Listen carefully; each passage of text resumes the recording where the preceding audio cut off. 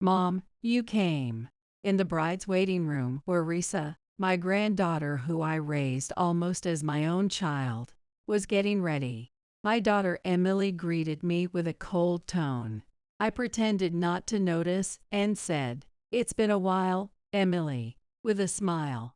"Thanks for all the work, housekeeper, but I don't need you anymore, so stop contacting me." Emily, how could you? There are celebrities attending the ceremony. Mom, your presence is really inconvenient. If you care about Risa, just leave for her sake. Her twisted smile revealed her true intentions. I was dressed in the gown I had carefully prepared for this day, ready to celebrate my granddaughter's special moment from the bottom of my heart. Yet, the scene before me was nothing like I had imagined. After a moment of deep thought, I decided to quietly leave, not wanting to cause trouble for Risa. In a small, tearful voice, "I'm so sorry," Risa said.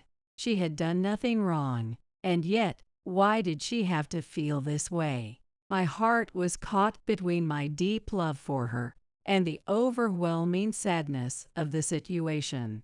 A wedding should mark a joyful new chapter for Risa, but it felt as though her happiness had been stolen away. Even as I wished for Risa's happiness, Emily's words kept echoing in my mind. Her declaration that I was no longer needed. The world my daughter built by denying my existence, the very daughter I had poured my love into. As I exited the venue, the sky was a flawless, cloudless blue. I couldn't see Risa in her wedding dress, but I was genuinely relieved that such a beautiful day had been chosen for her ceremony. I started the car engine and left the venue. About 30 minutes later, I found myself sighing at a nearby cafe. I took a sip of coffee I didn't really want. I had forgotten to ask for milk and sugar. "It's bitter." Pulling my phone out of my bag, I saw 79 missed calls from Emily. Though surprised, I placed the phone face down on the table, remembering her earlier words not to contact her. "My name is Roseanne. I divorced my husband after realizing our values no longer aligned, without hesitation choosing the path of a single mother. Being an executive in a pharmaceutical company with a high income likely gave me the confidence to make that decision. Taking Emily, my newly teenage daughter, I left home. I felt guilty for dragging her along due to my selfish decision, but I couldn't bear to continue living with her father. "Please make up with Dad. It's so painful to lose our family." Emily always spoke her mind with clarity. She was a strikingly beautiful, strong-willed girl. Our standard of living undeniably declined after the divorce.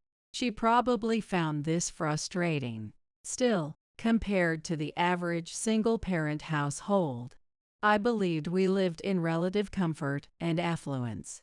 Yet, that affluence did nothing to quell the unease buried deep within my heart. What if something happened to me? Who would protect her? As Emily grew older, this fear tightened its grip on my heart. That's why I avoided indulgences and saved most of my salary for Emily's future and for myself in case of any unforeseen events. I kept extreme frugality, teaching Emily to follow the same path. It seemed like she understood my intentions, but she probably felt trapped in a life of poverty because of me, her single mother. As she started high school, conversations between us became sparse and awkward. When I came home from work, Emily would always retreat to her room. Music played faintly from behind the door, and I hesitated to knock. Why am I so nervous about talking to my own daughter? After a few hesitant knocks, "Emily, how's schoolwork?" I called out. Quietly opening the door, I found her at her desk. She glanced back at me with a startled look, then her expression turned blank again. "It's fine," she said briefly before turning her back to me. Watching her back, I felt at a loss for words. A deep loneliness and helplessness settled in my heart. This wasn't how things should be. I felt I needed to do something, but I didn't know what. I had no idea what was going on in her mind. Years later, she graduated high school and declared she wanted to move out. I had assumed she planned to go to college, so her words caught me completely off guard. Move out? Does that mean you're skipping college and getting a job? I was scouted. They want me to be a magazine model. Emily had been approached by an agency during a trip to Boston with her friends a few months ago. Unbeknownst to me, she had been skipping school, attending auditions, and taking lessons arranged by the agency. A model. Why didn't you tell me? Is this really safe? Mom, do you even watch TV? I'm too busy to watch TV. But what does that have to do with anything? I've been appearing on an evening variety show. I'm known as a high school model, and it's pretty big news at school. You didn't even know that, did you? Back in her room, Emily handed me a youth magazine. I took it and felt a shock course through me. On the cover, wearing makeup and looking glamorous, was Emily herself. As I looked up from the magazine, Emily stared at me with a face that looked ready to burst into tears. I'm going to become a celebrity and make a lot of money. I'll get everything I've ever wanted. Emily. Wait a second. I'm tired of living in poverty. I'll take control of my own life. I'll build a family and make it happy, filled with wealth and security. Emily was moving toward a world so far removed from the one I knew, and I couldn't stop her. Modeling, celebrity life. It was an unknown realm that frightened me to send my precious daughter into. Or maybe, deep down, we shared the same values. I just couldn't understand her way of expressing them. Ultimately, I vehemently opposed her career choice, but Emily had anticipated my reaction. One day, without a word, she left home. An 18-year-old girl couldn't possibly survive on her own. At least, that's what I naively believed. For several years, Emily didn't come home. I heard rumors that she signed with a talent agency I didn't know, but I didn't have any details. My work seemed to get busier as I grew older, and inversely, the distance between Emily and me seemed to grow wider. I had no idea what kind of life she was living. Emily, where are you now? Are you doing okay? Are you eating properly? I muttered to myself in an empty house. I couldn't help but feel like I had become a cold and unfeeling person, having gotten used to the loneliness. Then one day, 2 years later, Emily came home holding a baby in her arms. She wore oversized sunglasses, as if trying to hide the fact that she was a celebrity, though they only seemed to draw more attention. In contrast to my shock, Emily stood silently at the doorway, staring at me. That baby. When did this happen? I was surprised she had come home after years without contact, but even more so by the baby. I hadn't known she was pregnant, had given birth, or even had a partner. Emily pushed the baby into my arms forcefully. Feeling the soft warmth of the sleeping baby in my arms, I couldn't help but smile.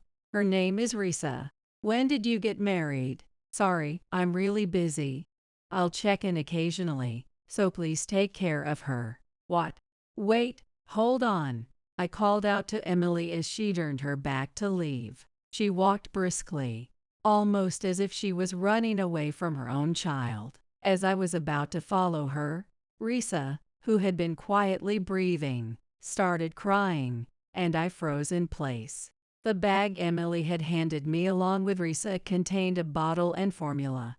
I quickly boiled water and made some milk for her, and Risa drank it eagerly. You must have been so hungry. After she finished drinking, I laid Risa down on the bed, and she soon fell asleep, breathing softly.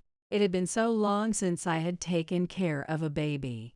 Even after just a few hours, I felt completely exhausted. I picked up my phone and called Emily. Why had this happened? What was going on? I was upset, having been left with a baby without any explanation. It was hard to get in touch with Emily. After several days and countless calls, I finally reached her. Her words were cold and brief. I get divorced.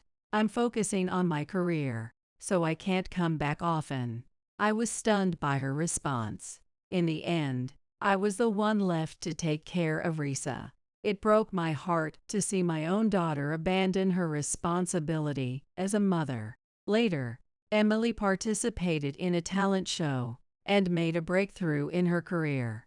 Even though I rarely watched TV, I heard about her success. I felt it wasn't right to brag at work about my daughter being a celebrity, so I didn't tell anyone. But one day, I overheard young coworkers gossiping. "Do you know Emily, the model? She's so gorgeous." It made me feel oddly proud, almost embarrassed, as if they were talking about me. Eventually, watching Emily on TV became something I looked forward to. As Risa grew older and began to understand more, one day, she pointed at Emily on the screen and said, "Mom." When I explained, "Grandma, that's Mom." "That's right. Risa's mom is always working hard on TV. Grandma is my mom." "No, I'm your grandma. The woman on TV is your mom, Risa's mom." I kept explaining to Risa who her mom was in her world. Her first roll over, her first crawl, and her first words were all moments I had to myself. I took countless pictures and sent them to Emily, hoping she could share in Risa's growth despite her busy life. I genuinely wanted Risa's presence to be a source of comfort for her during her hectic days. Emily, once a household name and beloved celebrity, couldn't maintain her fame forever. Her popularity waned, and she began to disappear from television. Eventually, she started asking me for money to make ends meet. The only times Emily would call were to ask for financial help, and every time, I would end up sending her money. "I need more money again. Emily, you really need to get a steady job and start building a stable life with Risa. I'm a celebrity. My job is to inspire people, to give them hope and dreams. I have to maintain a certain image." I understood how foolish I was as I stood at the ATM, pressing buttons to send her money. The larger the amounts I transferred, the more I felt a sense of shame. I couldn't stop myself, likely because of a deep-seated guilt that I couldn't provide Emily with a better life when I had the chance. I convinced myself that as long as Emily was satisfied, she could keep striving in the entertainment industry. As Risa grew, she became utterly adorable. I finally understood what people meant when they said grandchildren were precious. I showered Risa with love and worked hard to nurture and educate her. Risa excelled in school, and I felt my efforts were paying off. "Grandma, I've been thinking about becoming a doctor." "That's wonderful. You'll need to study harder than anyone else." "Of course, I'll work harder than ever. But Risa asked me to help with her medical school tuition. From the brochures and information sessions she showed me, it was clear this wasn't an expense to take lightly. But for Risa, all right." I smiled and said, "Having worked for a pharmaceutical company, I might have influenced her career interests." Risa found her passion in medicine and entered medical school. Though I warned her about the challenges of being a doctor, she convinced me with her determination. If she was willing to put in the effort, I would support her wholeheartedly. Risa made it through medical school and became a doctor through sheer effort. As someone familiar with the demands of the medical field, I deeply respected her. One day, she confessed she wanted to marry someone. My heart swelled with emotion. Oh, I see. She's already at that stage of her life. Her fiancé was a young surgeon working at the same hospital. I genuinely wished for her happiness. Hoping for a perfect wedding, I began preparing a dress for the occasion. Meanwhile, Emily had made a comeback as a single mother celebrity. She shared her life on TV, her struggles and experiences resonating with women in similar situations, regaining her popularity. I couldn't be happier for her success. With my granddaughter getting married and Emily thriving in her career, everything seemed to be going well. The wedding preparations were almost entirely done by Risa and her fiancé, and I was very much looking forward to seeing how it would turn out. Even the venue was a surprise. Our taxi simply brought us here, and upon arrival, I was amazed by the grandeur of the place. It was a large, elegant wedding hall with an air of prestige. I straightened my posture slightly as I stepped into the venue and made my way to the bride's room to greet Risa. That's where I came face to face with Emily after a long time. Emily, I'm glad to see you made it to Risa's wedding. Inwardly, I felt a great sense of relief. Emily had left most of Risa's upbringing to me and rarely participated in her school activities. At events like open house days or sports meets, I might have embarrassed Risa, being much older than the other moms. Yet Risa was always kind to me and would smile gently. "Thank you, Grandma," saying, "For my beloved granddaughter's wedding, I absolutely wanted her mother, Emily, to attend. If she hadn't shown up, I was prepared to call her, so seeing her there lifted a weight off my shoulders. What emotions would this reunion bring? How much had our relationship changed after all these years?" Our eyes met, and Emily smiled, but behind that smile, I sensed the warmth that once existed had vanished. "Mom, so you're here," pretending not to notice the chilly tone. "It's been a while, Emily," I smiled back and said. In the next moment, Emily's expression changed abruptly, and she gave me a cold stare. She stepped closer and whispered in my ear, "Thanks for all the work, housekeeper, but I don't need you anymore, so stop contacting me." Her words were as cold as ice, piercing through me. "Emily, do you know how much I've worried about you?" "Worried? Don't make me laugh. I'm a successful celebrity now. I don't need your help. This isn't about being a celebrity or needing help. It's Risa's wedding. Can't we just get along for today? There are industry people attending this ceremony. Honestly, having you here is incredibly inconvenient.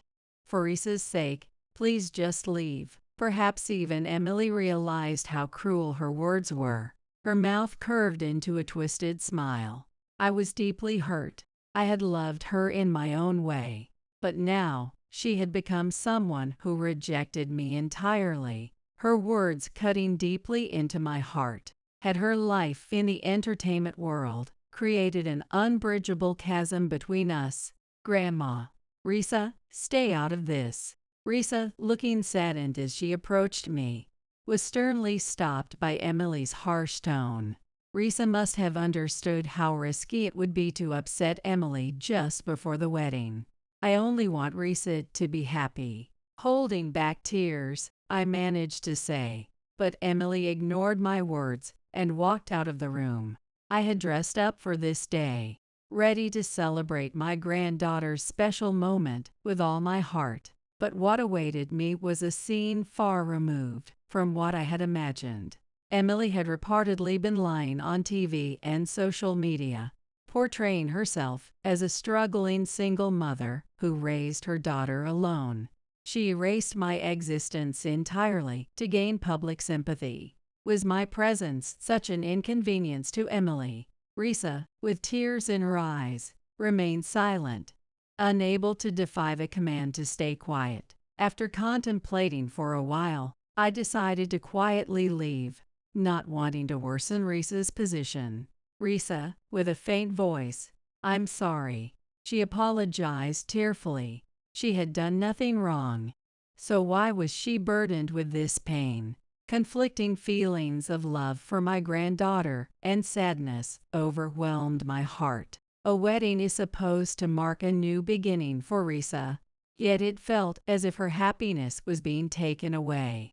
While wishing for Risa's happiness, I couldn't shake Emily's words from my mind. The idea of my existence being deemed unnecessary. The world my daughter built seemed to thrive on rejecting the love I had poured into her. As I exited the wedding venue, the sky was a flawless, vibrant blue.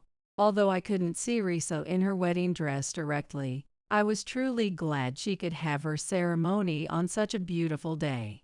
I started the car's engine and left the venue.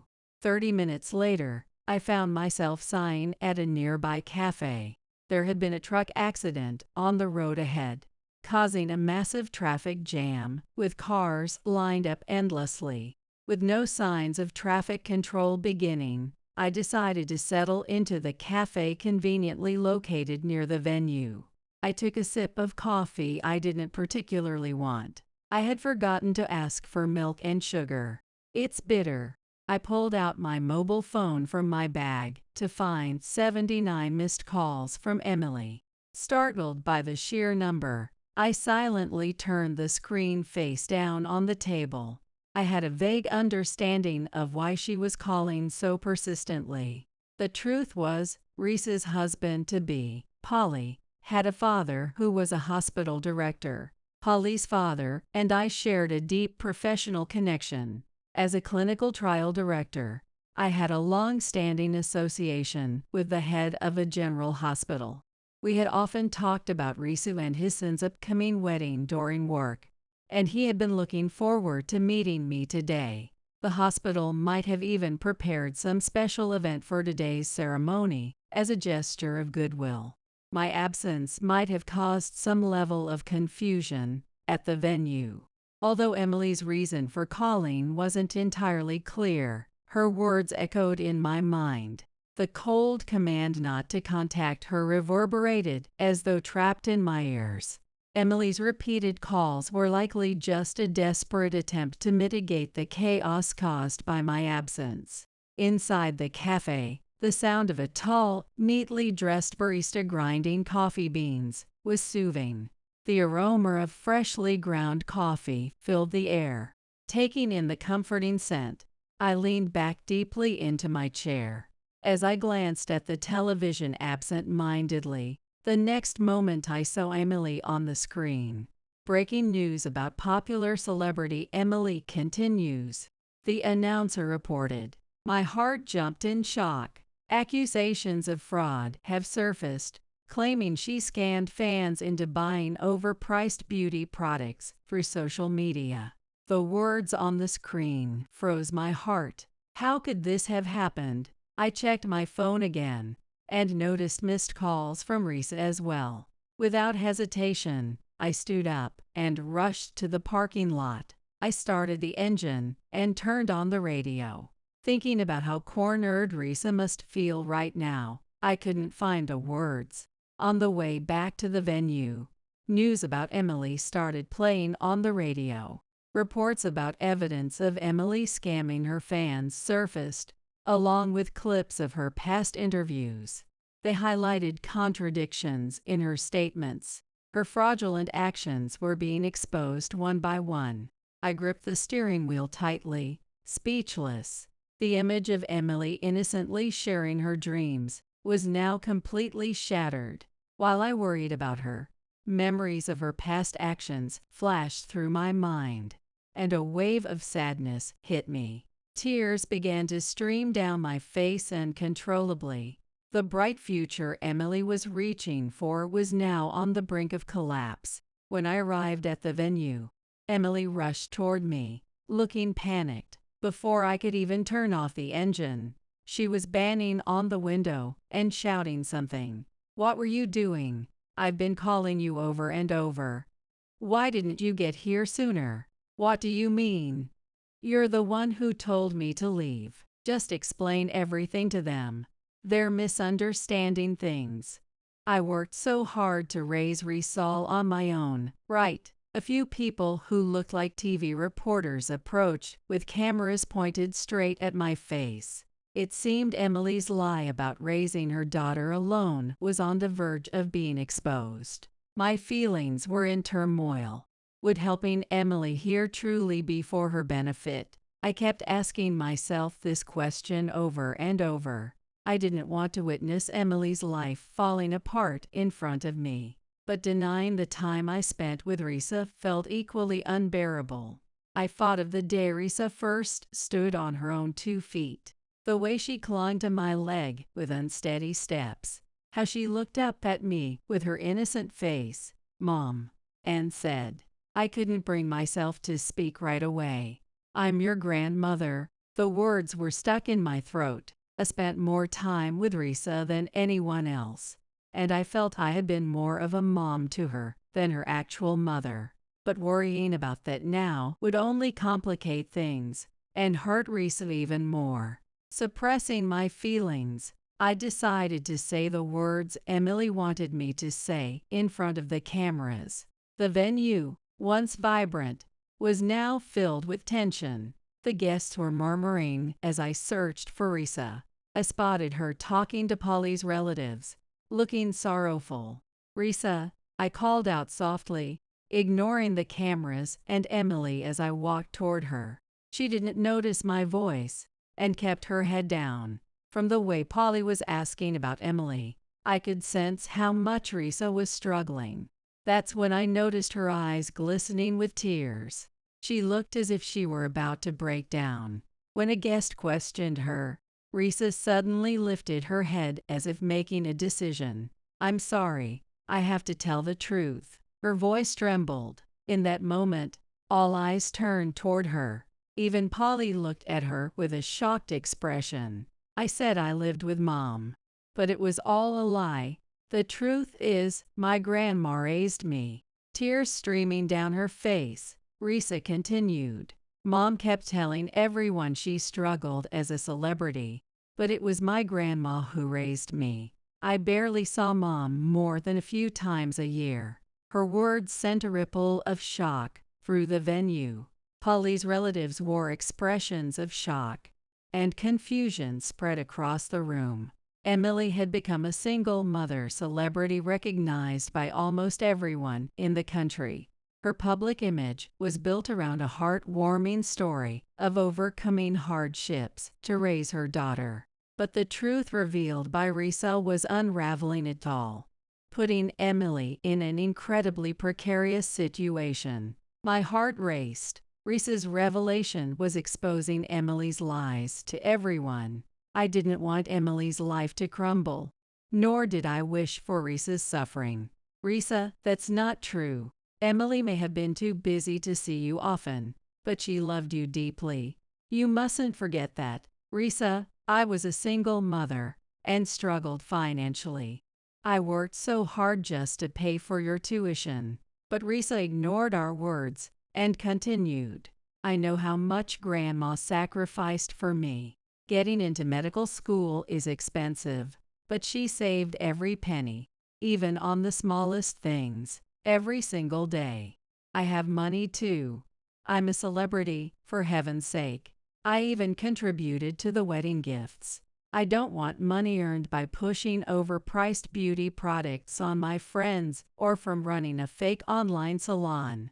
At that moment, Risa's expression crumbled. Tears streamed down her face, and her voice broke. "The beauty products I sell may be expensive, but they're effective. And I personally oversee the salon. Mom, you once laughed about how cheap the production cost of those beauty products was. You said just putting your face on the salon's website boosted membership, calling it an easy money maker. Risa, stop lying. Why would you say such things and make me look bad? That's not how family behaves. We're not family.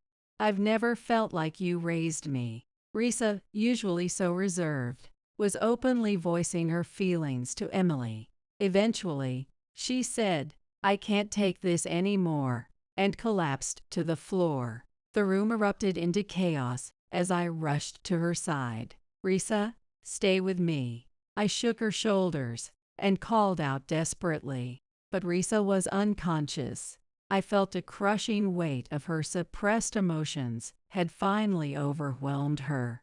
The venue descended into turmoil as everyone struggled to grasp what had just happened. "What does she mean by that?" someone with a camera demanded of Emily. I don't know anything," Emily's frantic voice echoed, but I stayed with the unconscious Risa, leaving the pandemonium behind. In the midst of the confusion, I could envision Emily being cornered by countless people. Risa had been told to keep quiet about me raising her so it wouldn't affect Emily's career. And not even Polly had known. Thinking of how hard Emily had tried to maintain this lie made my heart ache. The wedding, scheduled for that day, was ultimately canceled. News of Emily's fraud dominated TV and online coverage for days, capturing public attention. Her name spread like wildfire, taking on a dark notoriety. Meanwhile, my heart was a swirl of sadness and anger. Could I truly feel proud of her as my daughter? The question haunted my days.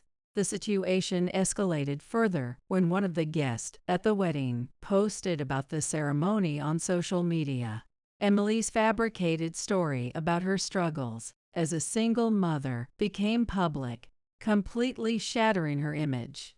It was even revealed that Risa's medical school success was thanks to the educational efforts of her grandmother, me, further cornering Emily.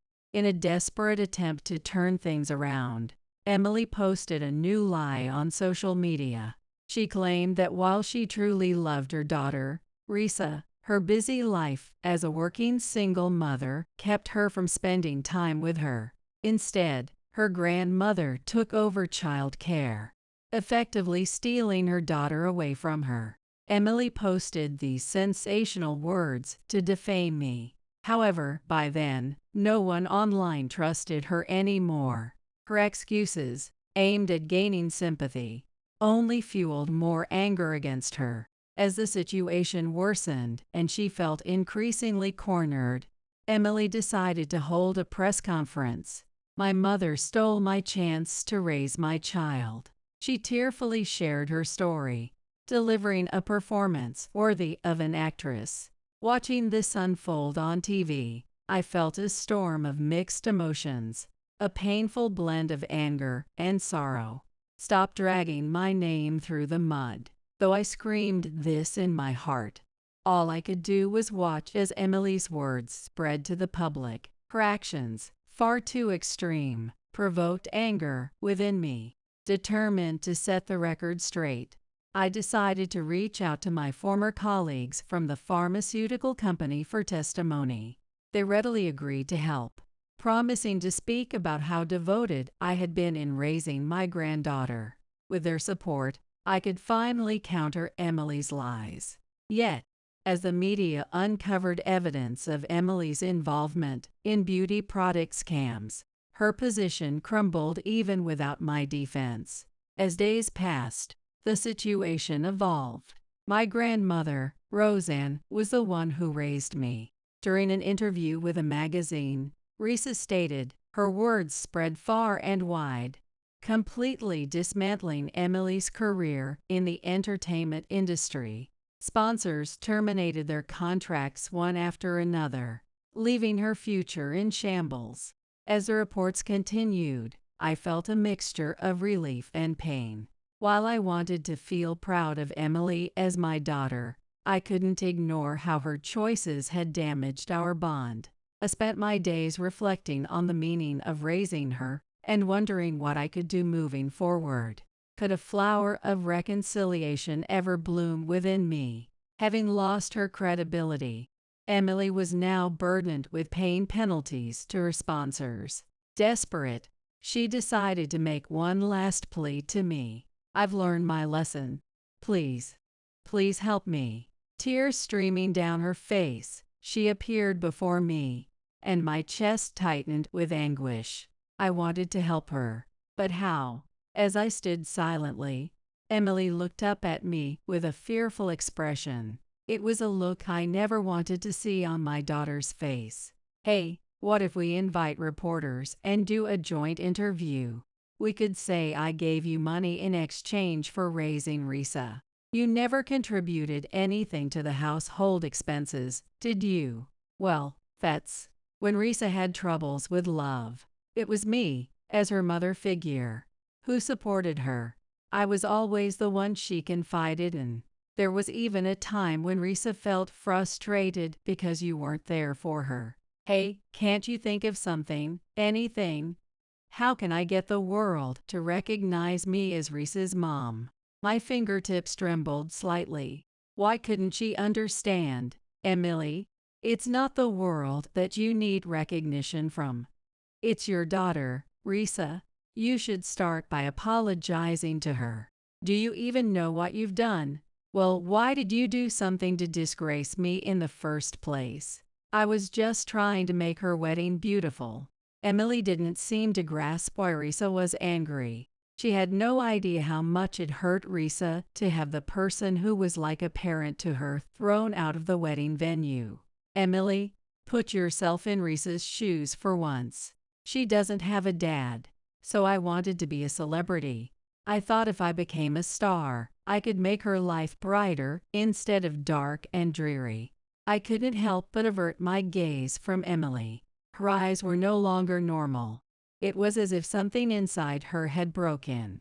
Even after that, Emily showed no signs of remorse and continued posting her photos on social media.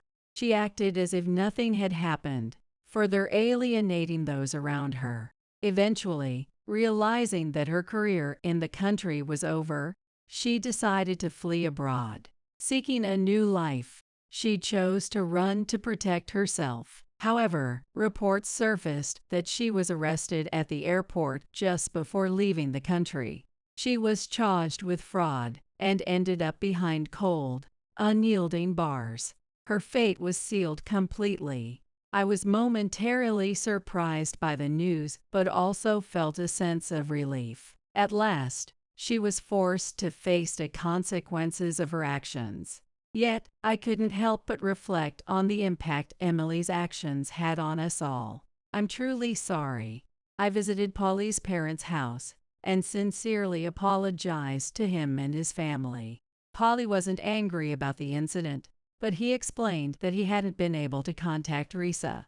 Since that day, Risa had returned to her parents' home and shut herself in. I stood in front of her door and quietly called out, "Risa, can I come in?" There was no response. After a gentle knock, I entered the room.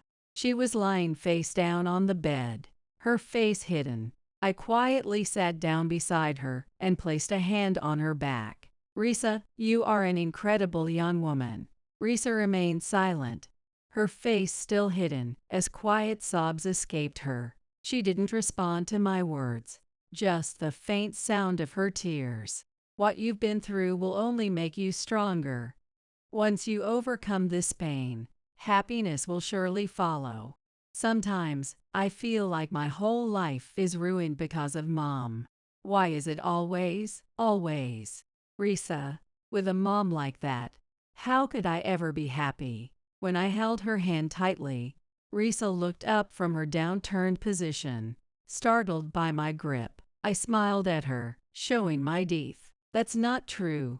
You have an amazing future ahead of you. There is hope within you. Please believe in that hope." What would Risa take from my words? Life is full of hardships, but Risa, you're not alone. I'm here for you. I'll always be by your side. I could feel Risa's expression gradually softening as she listened to my words.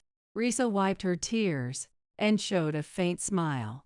"Thank you. I feel a little better now." After that, her relationship with Polly, who came to understand that she was not at fault, began to mend. They acknowledged Risa's efforts and the guidance I had provided. Our bond grew stronger again, despite the shadow of Emily's influence. Eventually, Risa and Polly's wedding was rescheduled. Surrounded by the radiance of her smile, and the blessings of those around her. My heart overflowed with gratitude. On the day of the wedding, I saw a glimmer of hope for the future Risa was building with Polly, who stood firmly by her side. As I looked at her innocent smile, I thought to myself, this is it. This is her true smile. Now, she is walking beside someone she loves from the depths of her heart. It's more beautiful than any smile I've ever seen on her face. That day, I helped Risa while gazing at her happy figure. The venue was adorned with colorful flowers, as if celebrating their love. "Grandma, I'm so happy." Risa's words echoed pleasantly in my ears. Her eyes sparkled with hope for the new future ahead. I smiled back and placed my hand on her shoulder. At that moment, I noticed tears welling up in her eyes. "Grandma, thank you for supporting me since I was little.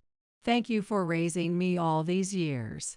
Her words resonated deep within my heart. Recalling the pain we endured due to Emily's mistakes, my chest tightened. But as Risa trusted me and stepped forward, I felt that all the suffering was slowly being healed. Relatives and friends gathered at the venue directed warm gazes toward Risa. She looked beautiful. Dressed in her wedding gown, she was like an angel. As she walked toward Polly, the venue was filled with emotion. Watching that scene, I couldn't hold back my tears. Seeing Risa find happiness filled me with genuine joy. As the couple exchanged their vows, my heart swelled with hope for the future. The wounds caused by Emily's past choices would not disappear. However, I was convinced that we could overcome them and walk a new path. As the ceremony progressed, the voices of blessings from those around them echoed, and Risa and Polly smiled warmly at each other. It was a moment where hope was born despite the lingering sorrow of the past. After the ceremony, as relatives and friends raised their glasses in celebration, I quietly approached Risa. "I'll always be on your side. No matter what, I'll be here for you." Risa held me tightly and shed tears. "I'll support you too, Grandma. We're family after all." Perhaps those words were what I had always longed to hear. They spread through my heart like a balm, easing all the pain. Ahead lies a path full of endless possibilities. The wounds of the past have healed. I believe that flowers of rebirth will bloom beyond this path. If I had known you were going to be born with developmental disabilities, I wouldn't have had you. You're a burden to our family." My mother, Janet, said these harsh words, and my world went dark. "We're leaving now. It's the start of our new life as a family of 3. My father, Ronald, shouted from the car window. They left me in front of my grandparents' empty house, laughing as they drove away. I just stood there, a 10-year-old girl, staring blankly at the departing car, unable to do anything. My name is Helen. I'm 25 years old now. I have parents and a twin brother named Jeffrey, but we've been living apart for over 10 years. This is because of a past like this. When I was little, I lived with my parents and my twin brother, Jeffrey. My father was an ordinary office worker, and my mother was a part-time working housewife. We were a typical, ordinary family, but everything changed when we started elementary school. As school began, Jeffrey's brilliance started to shine through, and it became normal for him to get perfect scores on tests. "Jeffrey is amazing. Another perfect score. He's good at studies and sports. He'll surely be someone great in the future," my mother would say with a thin smile, and my father would add, "That's right. Maybe a scholar, a doctor, or a sports star. At least we won't have to worry about money." He would laugh coarsely. Meanwhile, I couldn't concentrate in class because of small sounds like other kids pulling their chairs or clicking their mechanical pencils, and I was constantly reprimanded by the teacher. I had been scolded more often than Jeffrey since we were kids, But my parents, who used to love me, started favoring Jeffrey more and more. All our meals were Jeffrey's favorite dishes, and they would take only him out to eat and play, buying him anything he wanted. I was always left alone. If I had told my teacher or any adult about my parents' treatment, maybe something would have changed, but I didn't. I couldn't. I had always struggled to express my feelings to others. I couldn't speak in an organized way and would end up sounding incoherent. Now that I'm an adult, I can somewhat convey my thoughts, but I still often say things that cause misunderstandings. Sometimes I can't grasp what the other person is trying to say, thinking I've answered properly when my response makes no sense. According to my mother, I was born with a mild developmental disability. Though I have become more capable in some areas as an adult, there are still many things I'm not good at. I must have been a troublesome child for adults back then. But that doesn't mean I should have been neglected or that I wouldn't grow. My parents seemed to think I was a child who understood nothing, always comparing me to the brilliant Jeffrey, mocking and insulting me. Now, I can argue that their behavior wasn't right as parents, but back then, my parents were absolute to me. No matter what they said or did, I couldn't hate them and just put on a fake smile to get by. As time went by, my relationship with Jeffrey, who I used to get along well with, changed. Brilliant Jeffrey didn't try to understand me, and as the years passed, he began to look at me with eyes of curiosity and disdain. "Don't talk to me at school. I'm glad we don't look alike. I'll just pretend we're strangers. You're stupid, so just stay quiet." By the time I realized it, Jeffrey had stopped being kind. He would squint his eyes in disgust and treat me with contempt. Eventually, he began to ignore me completely. Predictably, my parents never scolded Jeffrey for this behavior.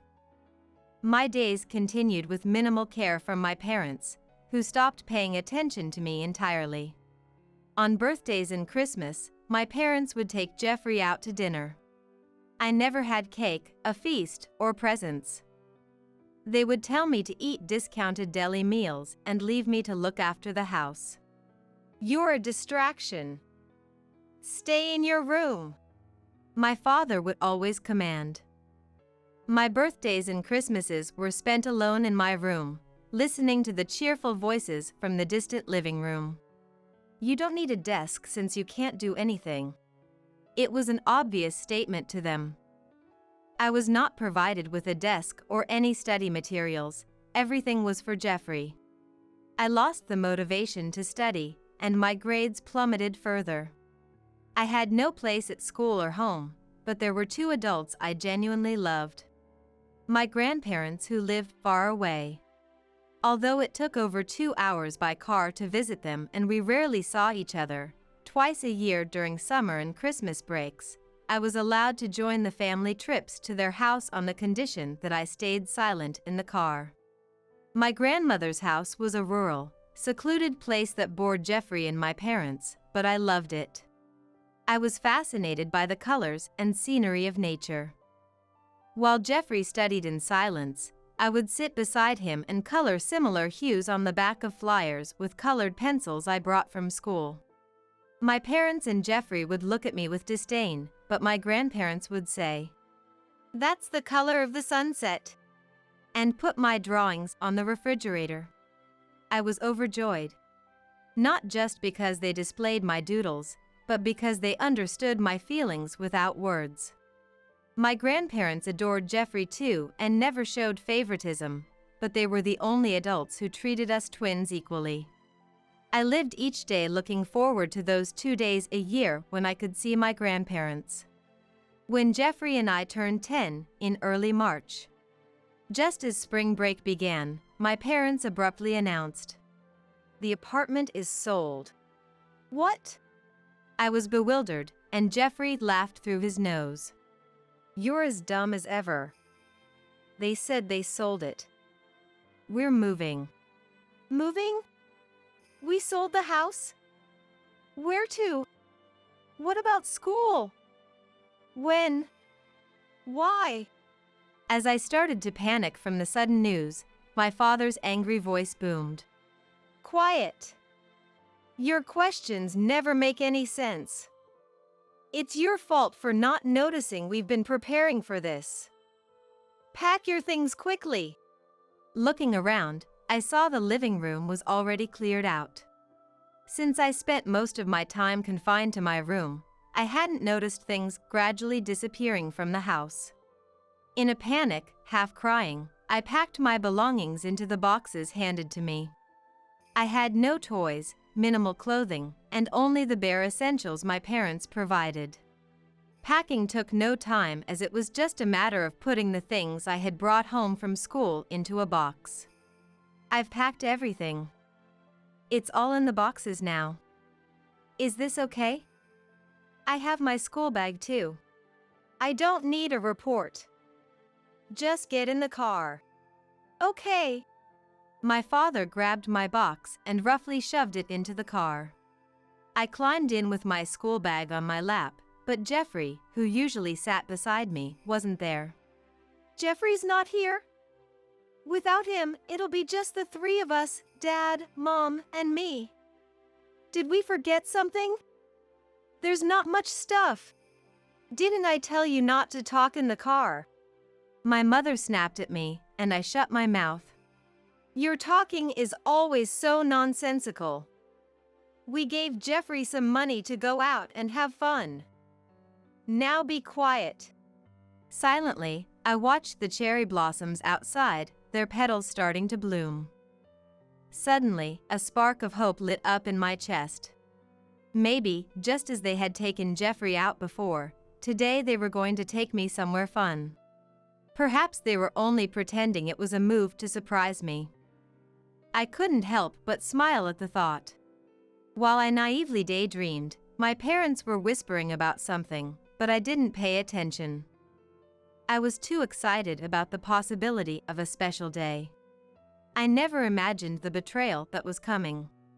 After a while, I must have fallen asleep, as I was jolted awake by my mother's sharp voice. Wake up! Grab your school bag and get out. Where are we? Groggily, I climbed out of the car and blinked in surprise. We were in front of my grandparents' house. Yay! Grandma, Grandpa. With great enthusiasm, I tried to open the door, but was stunned. It won't open. It's locked.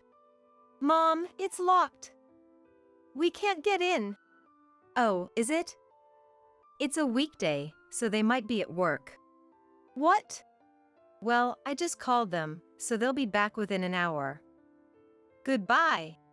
My father dumped my luggage on the porch and got back into the car. A sense of dread filled me, and I clung to my mother's arm in a panic. Wait, where are you going? Mom, Dad, wait. Where? We're going home. We can't leave Jeffrey alone, can we? What? My mother shook off my arm and continued matter-of-factly. Jeffrey got accepted into a prestigious elementary school that goes all the way to university. He's starting there next term, so we sold the condo to help cover the tuition and decided to move for a fresh start. We want to do everything we can for our brilliant son, but with you around, he gets distracted and it costs us more money. The new term is starting, so it's the perfect time for you to live here. Wait! I don't understand. Why? Am I changing schools? Am I transferring? It's things like that that irritate me. My mother's shouting left me speechless. Since you were little, you haven't understood anything and have only been a burden to me. Your grades are bad, your looks are mediocre, and you can't even talk properly. Jeffrey is such a good kid, so why do you only cause us trouble? Am I doing something wrong? I'll apologize. I'm sorry. I don't need your empty apologies. If I had known you had developmental disabilities, I wouldn't have given birth to you. You're just a nuisance to our family." When my mother said that, my world went dark. "Let's go! Our new life as a family of 3 starts now," my father shouted out the car window. I need to stop them. "Don't go. Don't leave me. Mom, Dad. Am I a bad child?" Words swirled in my head, but when I tried to speak, they got stuck and wouldn't come out. My mother glanced at my silent, moving lips, but quickly got into the car. "Sorry for the wait. Let's buy Jeffrey a cake from that famous shop around here." With that, my parents drove off, laughing as if nothing had happened, leaving me behind. I stood there, staring blankly at the departing car, unable to do anything. "Helen, are you okay? Helen." "Grandpa." Through my hazy vision, I saw my grandparents' concerned faces. By the time I noticed, the sky had already darkened. I must have fallen asleep while waiting for my grandparents to come home. "Your hands are so cold. Oh dear, your face is so pale." Wrapped in my grandfather's jacket, which smelled like him, I was carried into a warm room. My grandparents moved efficiently, talking angrily. How long had she been waiting? I saw the message when I checked my phone during a break. "Please take care of Helen. She's waiting in front of the house." I rushed home, worried sick. Me too. I don't check my phone during my part-time job, and if you had taken your break a bit later, it would have been terrible. At that time, my grandfather was working as a craftsman, and my grandmother had a part-time job at a deli. Despite knowing their schedules, my parents had sent just a message on the day itself and considered it done. That made me realize how little I meant to them. When I sipped the steaming cocoa my grandmother handed me, the warmth made my tears start to flow uncontrollably. My grandmother gently rubbed my back as I sobbed. My grandfather, having stood up, seemed to have called my father. They had a heated argument, and eventually, he slammed the phone down. "Helen, I spoke to your father, but he wasn't making any sense. Can you tell me what happened?" With gentle smiles, my grandparents listened quietly as I tearfully explained everything that had happened. Despite my story being more disjointed than usual, they didn't interrupt. "They said I'm a burden because of my developmental disability. They said they wouldn't have had me if they'd known. Mom and Dad are going to be a family of 3 with Jeffrey." As soon as I said that, I felt warmth envelop me. My grandmother was hugging me. "What nonsense. You're a good girl. No matter what anyone says, you're a good girl. I'm so happy you were born." Huh? But a person's worth isn't determined by intelligence or looks. Your grandpa and I are just ordinary old folks who didn't go to prestigious schools, but we've cherished what we're good at and made it this far. You may not be good at studying, but you have a wonderful sense and expression. That's something irreplaceable. It's your talent." Talent. That's right. It's okay now. There are no adults here who will make you sad. You've done well. I'm sorry we didn't realize sooner. Watching my grandfather apologize while patting my head, I felt something welling up inside me, and I burst into tears. My grandparents held me until I calmed down.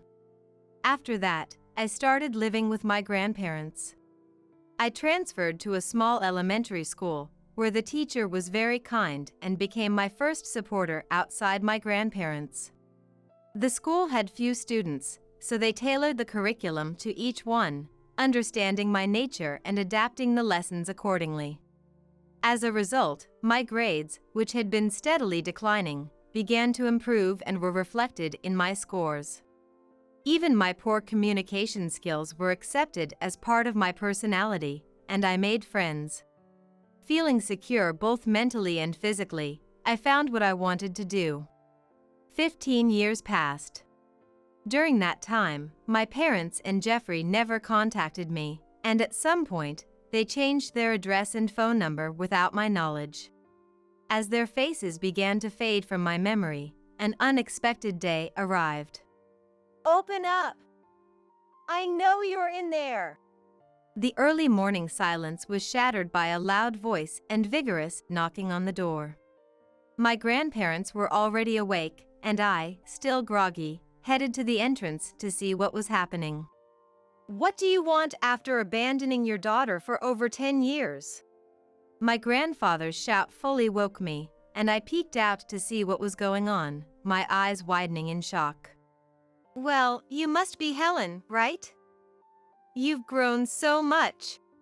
In my memory, my mother was always neatly dressed, but the woman before me was an overly thin middle-aged woman. The middle-aged man next to her had a protruding belly, looking nothing like the slender father I remembered. Both smiled warmly and reached out to me familiarly. I avoided their hands and glared at them. If you really are my mom and dad, what are you doing here? Don't be so distant. We came with a proposal. A proposal? We know all about it. This workshop is making quite a profit now, isn't it? Dad's getting old, and he's reaching his limit as both a manager and a craftsman, right? So, I thought I'd come back and take over. My grandfather snorted at my father's words. I see.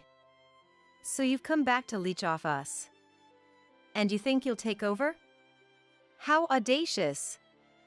Do you really think we'd hand over our cherished workshop to an amateur who knows nothing about glass art? Besides, we already have a successor. What? Helen. She's going to take over. She's a genius, after all. What? You've got to be kidding. She can't do anything. Before my father could finish, my grandmother threw a newspaper in his face. What the hell are you doing? Take a look, you idiot. There's an article about our workshop in there. My father opened the newspaper, eyes widening as he glanced between me and the article in astonishment. A young glass artist from a small workshop to the world. It was an article from a recent interview. Around the time I entered middle school, I became interested in my grandfather's work and started helping out at the workshop. It didn't take long before I started working on glass art myself, and soon enough, I became my grandfather's top apprentice. Recognized for my skills by my grandfather, I poured my passion into capturing nature's beauty in glass. A few years ago, I finally created my ideal piece, and when I started selling it, it quickly gained attention on social media, propelling me to fame as a glass artist. Now, we receive orders from restaurants and shops overseas, have hired more craftsmen, and started selling online. That's our daughter. She's nothing like that useless, cowardly son of ours. My father exaggeratedly praised, while my mother nodded vigorously beside him. Useless? Cowardly? Surprised by the adjectives far removed from my memories of Jeffrey, I asked, and my mother glared at me. Hear me out. That useless kid. She began excitedly explaining, spitting as she spoke. According to her, Jeffrey had smoothly progressed from university to a prestigious company. However, having been praised as a prodigy for years, Jeffrey became incredibly conceited and fragile. After being crushed by the harsh reality of society, his arrogance shattered, and his pride broken, he quit within a year, unable to handle his first setback. You'd never think he'd quit over a little scolding, right?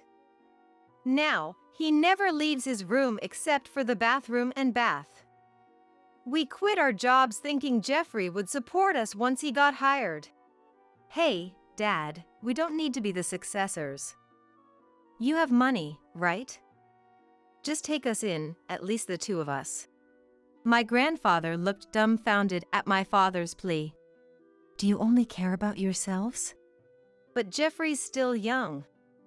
If we move here, Jeffrey will figure things out on his own. He's not a child. We can't get proper jobs at our age. Come on, Dad, it's a request from your beloved son. My grandfather was stunned, and my grandmother sighed deeply before returning to the room. My mother's gaze turned towards me as I stood there in a daze. You want to live with Mom and Dad, right? Just nod and agree, since you don't understand anything. She said, her eyes bloodshot, and my father nodded in agreement. After thinking for a moment, I replied, Why should I live with strangers?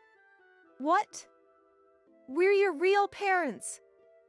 We raised you, my mother exclaimed. When I was little, living with Mom and Dad, I was just existing. Grandpa and Grandma are the ones who raised me, along with my teachers. I said, continuing as they stood there, stunned. You might be my dad and mom, but I don't remember you. I won't live with people I don't know. I bowed my head. If I was saying something wrong, my grandparents would correct me, but they said nothing, so I knew I was right. Amused, my grandfather smiled as my father turned to him. Don't you think that's a terrible thing to say? Dad, say something to her. Sure, I'll say something. It's absurd to claim you raised her after abandoning her at 10 years old. No. Not to me, to Helen. Helen, say something to your dad. Grandpa. Something. No, that's not what I meant. You told me to say something, so I said something. My father, his face turning red, scratched his head in frustration while my grandfather chuckled. Don't abandon us. Dad, please. My father pleaded, clinging to my grandfather's hand, which he shook off with a stern shout. Enough already. How can you say such childish things now? My parents froze at my grandfather's voice, just as my grandmother returned, with a broom in hand. Perfect timing. It's spring cleaning today, she said, starting to sweep the entrance. Hey! You're getting dust everywhere, my mother complained. Parents who abandon their children aren't needed in the start of this new season. My grandmother said matter-of-factly, sweeping toward my parents. Go home now. I'll keep sweeping until you leave. Get ready for it. Standing beside my grandmother with a broom in hand, my grandfather joined in. Go home! It's cleaning day! Dad! Mom! Stop it! My parents cried out. Please, stop! My mother shouted. But ignoring their pleas, my grandparents continued sweeping expressionlessly. Leave now! My grandfather yelled. And never come back! My grandmother added. As they shouted, my parents gripped my hand tightly in desperation. Are you really going to abandon your parents? We're drowning in debt and struggling to survive. If we're family, shouldn't you help us? My family is Grandpa and Grandma only. Your grip hurts, let go, I said, forcefully pulling away their wrinkled hands. As my parents collapsed to the floor, I took the broom from my grandmother. Goodbye forever, I said, sweeping the broom in front of their faces. That seemed to be the final blow, and my parents slumped in defeat and left in a hurry. Some time later, Jeffrey showed up at our workshop. Our parents, chased by debt collectors, had abandoned Jeffrey and run away in the night. Eventually, Jeffrey was evicted by the debt collectors and, having nowhere to go, was taken in by the police.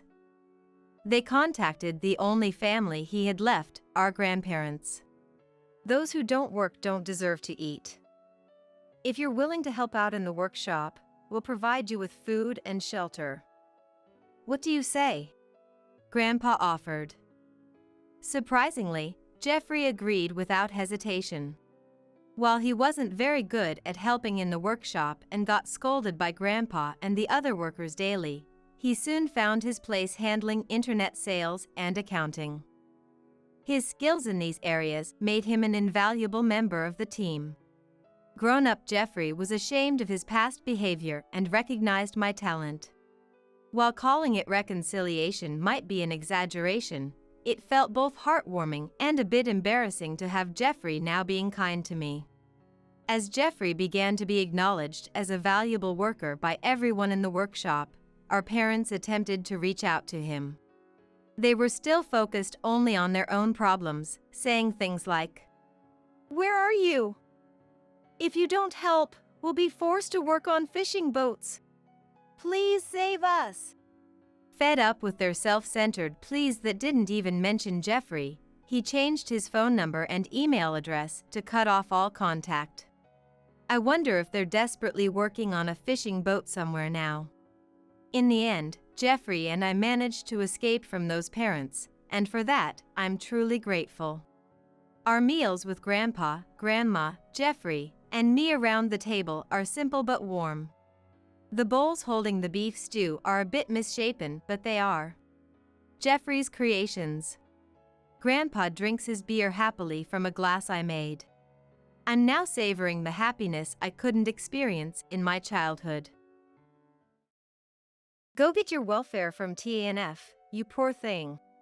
With those words, the two of them left the house. I felt drained and just sat down right there. I remembered what my husband Mike had said earlier. "You are definitely independent, but I've always felt like my pride as a man was being hurt. I want to build a future with your sister Nancy now. So, I want a divorce." It all seemed meaningless, and I signed the divorce papers to express my intention to divorce. Sometime later, I had a meeting with both of them, with a lawyer present, to discuss the compensation I demanded. Shamelessly, my sister Nancy, who was not involved, demanded a share of the assets. But then, the lawyer burst out laughing. "Isn't TANF for you?" he said. "What?" Taken aback by the sudden turn of events, she was also surprised and exclaimed. Immediately after, seeing the documents the lawyer had placed on the table, Nancy turned pale. "My name is Sally. Mike and I have been married for 18 years. I am 45 years old, and he is 3 years younger, at 42. We have one daughter, Lisa, who is currently 17 years old and in the 10th grade. She is approaching an important period with her exams next year. We met through work. I worked at a real estate company, and Mike worked at a related company. We hit it off over something minor and started going out in our private time. He is very sensitive and often struggles to make decisions. Back then, I found his indecisiveness cute and was attracted to him. I wanted to take care of him. Purely out of affection. That was also because I have a much younger brother. At first, I saw him as a brother and took care of him, but gradually, I was drawn to his more masculine aspects. That led to serious dating and eventually marriage. Mike was always indecisive, but he was the one who confessed and proposed to me. In those moments that required a decision, he always stepped up. That's why I felt I could marry him and be okay. And we did, going on to have Lisa and never experiencing a serious fight or a crisis of divorce. Once Lisa grew up, I thought we would start our second life as a couple. That's what I had believed. "Sally, can I just stay here for a bit?" My sister Nancy said this as she showed up unannounced with a huge suitcase. I have a brother and a sister. The woman standing in front of me was my sister, Nancy. Perhaps because of the age difference, I got along well with my brother. But I've always had a difficult relationship with her, who is a year older. Being shorter than Nancy, I always ended up with her hand-me-downs. Feeling sorry for me, when my parents bought me a new toy. "I want one too. Give me yours."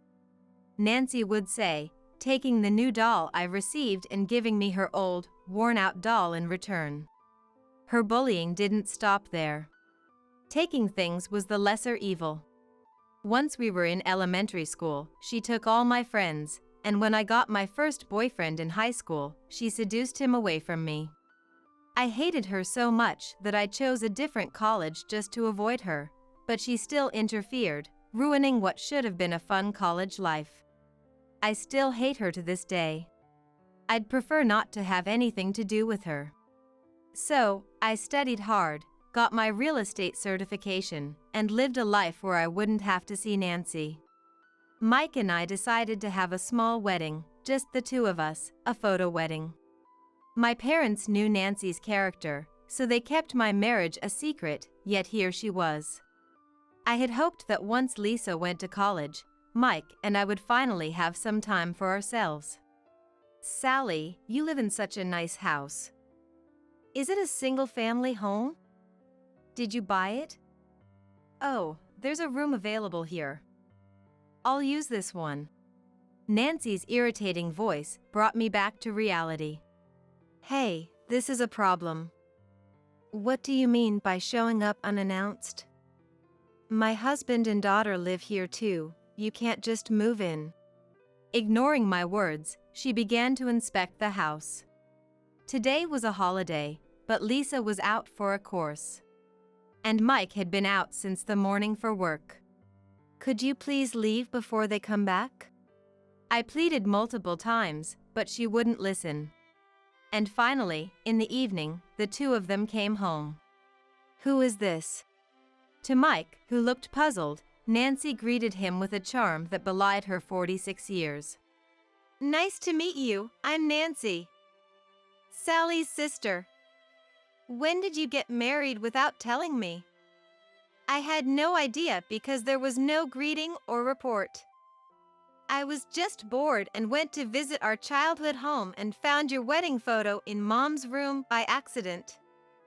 It's terrible, isn't it? Even though we're sisters.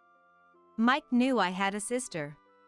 So, perhaps realizing she was exactly as he had heard, he looked a bit troubled. But I didn't miss it. Mike, looking enchanted by the beautiful Nancy. And Lisa, too, had a confused look on her face when she came home. No wonder. An aunt she had never met suddenly showed up at our house. But she pushed forward with the idea of moving in. Actually, I was fired from my job, and it's been hard to come up with rent and living expenses, so I was wondering if I could stay for a little while. Maybe it's okay for a little bit? Eh? But no. Lisa is facing an important time with her exams next year. I tried to say this, but the two of them didn't listen to my words and got excited on their own. Actually, I had heard about you from Sally. Oh, that's fine. You were probably just going along with Sally avoiding me, right? Sorry for being such a sister. From here, a tumultuous daily life begins. Nancy doesn't do any housework but keeps asking for money, and eventually starts taking cash from my wallet. This happened within just 1 week of she moving in to live with us. I've warned her about this several times, but she wouldn't listen. Hey, if you want money, at least tell me what you're buying or why you need it. Don't just take it from my wallet. Why do I have to report to you what I'm buying? Because it's my money. I wish she would start job hunting and move out soon since she was fired. But it doesn't seem like she's looking for a job, and lately, Mike and Nancy seem to have the same times of absence. Mike said he was working overtime, but there was never any overtime pay included in his salary. When I complained about it, the salary isn't supposed to include overtime, is it? You have to get paid for the overtime separately. If you can't say it, shall I say it for you? Huh? Are you doubting me? The overtime is paid separately, so there's no problem. Mike, who was usually gentle and rarely raised his voice, shouted. This was a shock in itself. because he was not someone who would argue emotionally or suddenly start yelling. From this point on, I started to feel a crisis in our current life. As usual, Nancy only lazed around at home, costing more money than what we spend on our daughter Lisa, which only made me sigh. I consulted my parents about this. They apologized for their lack of oversight, which led Nancy to find out about my marriage and our current home. But the fault wasn't with my parents. I had moved away from my dear parents to live quietly with Mike and Lisa, yet Nancy clung to me, even going so far as to find out where we lived. She must have been preparing to find out where we lived the moment she found the wedding photo of Mike and me. Surely, she must be planning to take something from me again and make me unhappy. I've even started to doubt whether she was really fired from her job. Maybe she quit her job on purpose to freeload off me and ruin my life. That's what it's starting to feel like. If that's the case, I need to kick her out of the house as soon as possible. You say you were fired, but can't you get unemployment benefits? Well, I've always been part-time, so I'm really struggling. I could have gone back to my parents, but I can't expect my elderly parents to take care of me, right? So, as the independent Sally, it's your responsibility as a sister. That's just common sense. Faced with such nonsensical remarks, I was at a loss for words. Nancy, after dropping out of college, has been working part-time ever since and has never worked as a full-time employee. After being confronted with the fact, I realized job hunting wasn't going well for a reason. 3 months after Nancy started freeloading, I finally caught them cheating. I had been suspicious for a while, but seeing it was true was another thing. One day, when a client meeting was canceled and I was killing time at a cafe, I saw Nancy and Mike walking together outside. They were holding hands and chatting happily. A brother and his sister-in-law holding hands like that just isn't something that happens. In that moment, I was sure they were cheating. Sometime later, once my feelings had settled, I confronted them at home. So, the overtime was a lie, huh? Nancy, you've just been pretending to job hunt while hanging out with Mike. The worst. Even at this age, you can't be satisfied without taking something from me? That's why I kept my marriage to Mike a secret. When I let my emotions burst and poured out my feelings, they easily admitted to the affair. Then they started saying things that were even more infuriating. If I had known such a beautiful woman was my sister-in-law, I wouldn't have believed Sally and avoided you. You're definitely independent, but I've always felt like my pride as a man was being hurt. I want to build a future with Nancy now. So, let's get a divorce. He shoved divorce papers already filled out in his part at me. Fine. At this point, reconciliation is absolutely impossible. Nancy, Mike, from now on, I won't be taking care of you financially, so just be prepared for that. I declared, and Nancy burst into laughter, saying something outrageous. Go get your welfare from TNF, you poor thing. What? What are they even talking about? As I was wondering, a smirking Mike started saying something even more appalling. Yeah, that's right. Since custody usually favors the mother, right? I think it's better for Sally, as the mother, to be with our daughter. The rest is up to you. With those words, the two of them left the house. Some 10 minutes later, Lisa came home and was puzzled by the quietness of the house. So, I honestly told her that we were getting a divorce. Lisa was shocked at first, but seemed to accept the situation somewhat relieved after a while. Eventually, the divorce was finalized.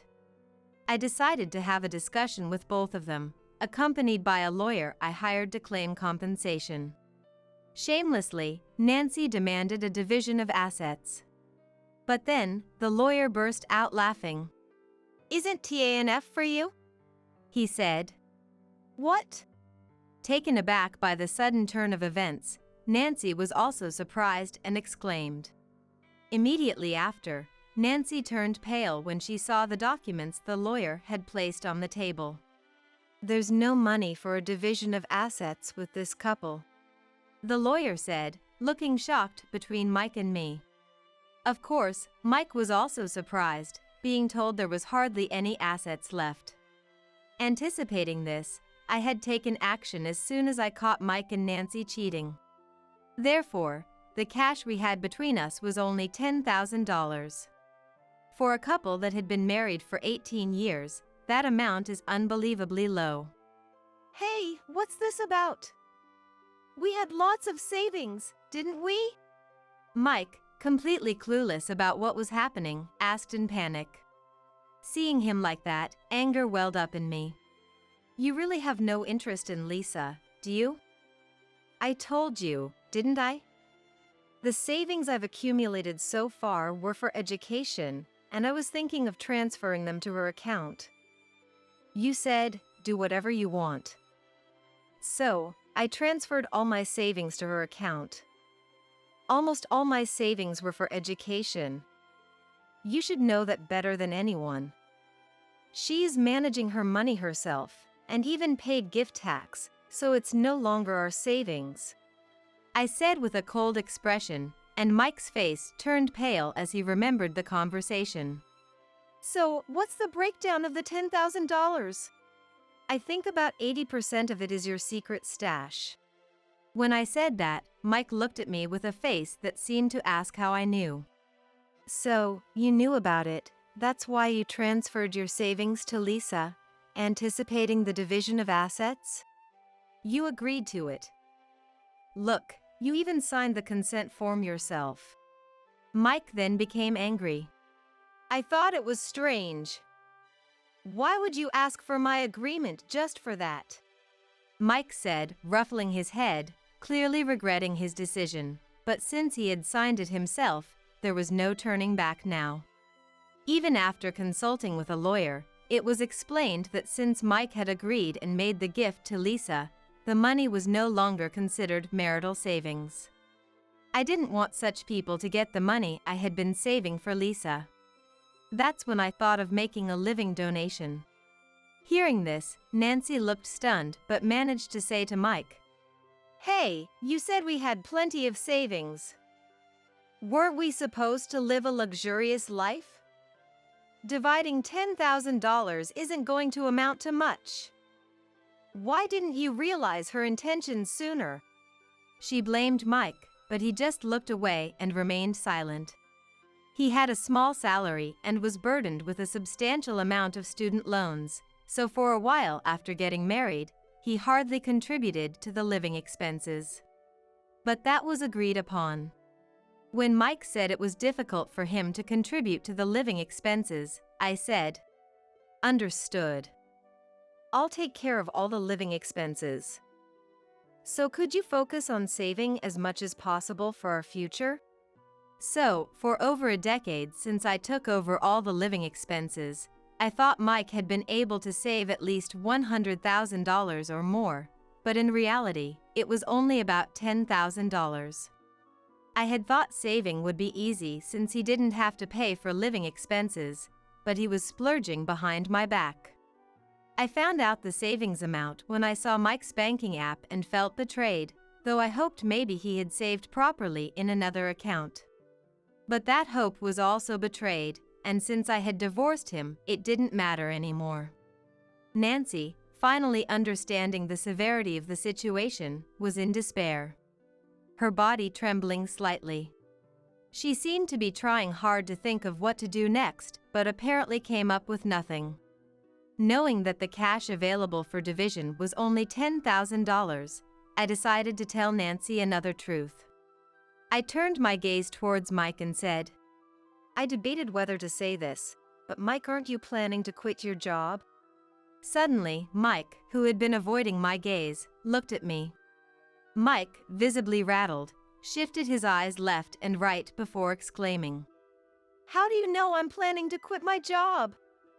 I had only discussed it with the boss. I thought so after seeing the paycheck. What I pointed out was the fact that no overtime was paid, but I was actually puzzled by another item: the paid leave. Mike, who had quit a job in real estate to work for a construction company, had never taken more than 5 days of paid leave.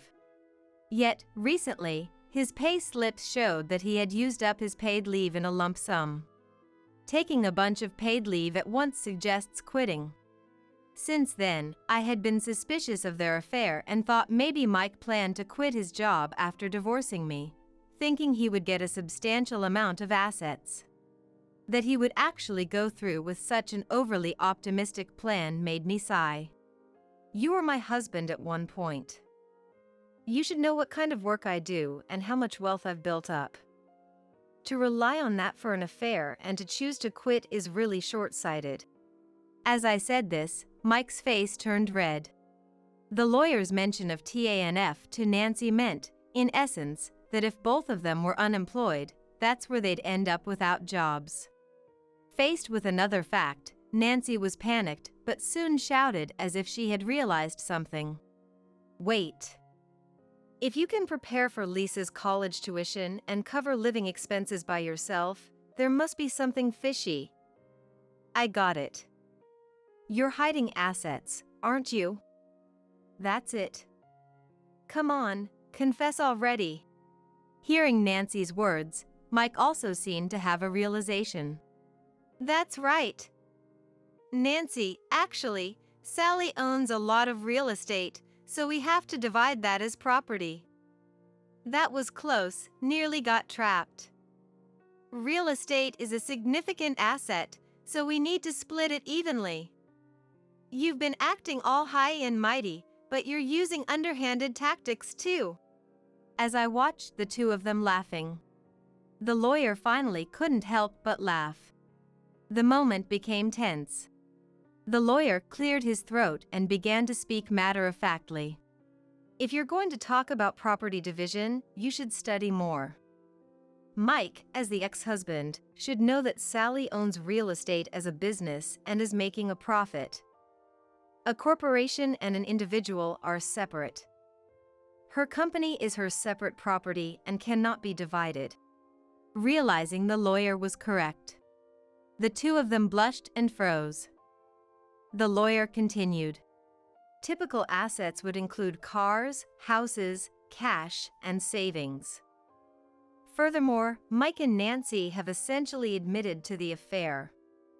So, Sally can claim compensation from you both. We'll claim $10,000 from Mike and $3,000 from Nancy. Their faces contorted at that. Isn't that too much? It was just a few months' affair. Right.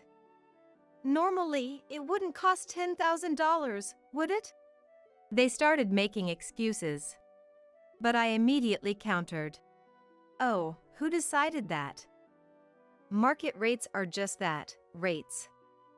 You took paid leave to date Nancy, and Nancy didn't seriously job hunt but played with my money. The lawyer objectively assessed these facts and came up with this amount. What, would you have preferred a higher amount? They quickly shook their heads. The discussion didn't conclude that day and was adjourned. However, I felt a firm sense of progress. 2 weeks later, we set up another meeting. Somehow Nancy had become defiant, saying, "Give me the house and the car. It's part of the property division. I'll give Mike's $10,000 and pay the remaining $1,000, okay?" Her ridiculous claim almost made me yell in anger, but I managed to control myself and calmly assessed the situation. The house still had a mortgage, and I had to maintain it every time something happened. So, it would have some value if sold. Even the car, bought new, is only 5 years old. Both still have value, yet accepting Nancy's argument would only result in my loss. That's the last thing I want. Nancy, did you do the math? If you included the money from selling the house and car, you couldn't possibly say that. Generally, such talks are for those who cheated, like Nancy, not for me to say. How presumptuous can one be? I thought so, but before I could continue, Mike, who was beside Nancy, started saying, Sally has assets worth $160 million at the company, right? I don't know if you're some real estate mogul or what, but being so greedy even with all those assets is just too much. I was taken aback for a moment, but their words and actions were so absurd that I burst into laughter. Given the situation, my sudden laughter made both of them freeze. After a good laugh, I became serious again. Is that all you wanted to say? And why are you playing the victim? Greedy? I'd rather be greedy than give money to a man who cheats and abandons his daughter and to the worst sister who steals her brother-in-law. It's better for me to secure as much as possible for Lisa. The two of them flinched. As the lawyer said in our last meeting, if you want to use legal terms, you better study more. What on earth made Nancy think she could say that? I planned to shatter their schemes bit by bit. Mike, the house is in my name, right? I know that, but we've lived together all this time. So what? I took out a mortgage and bought it before we were married. No matter what you do, it's my property. The car was bought new, has no accidents or violations. If you want to take it, pay me half the appraisal value. That's the rule for property division. I own 2 cars.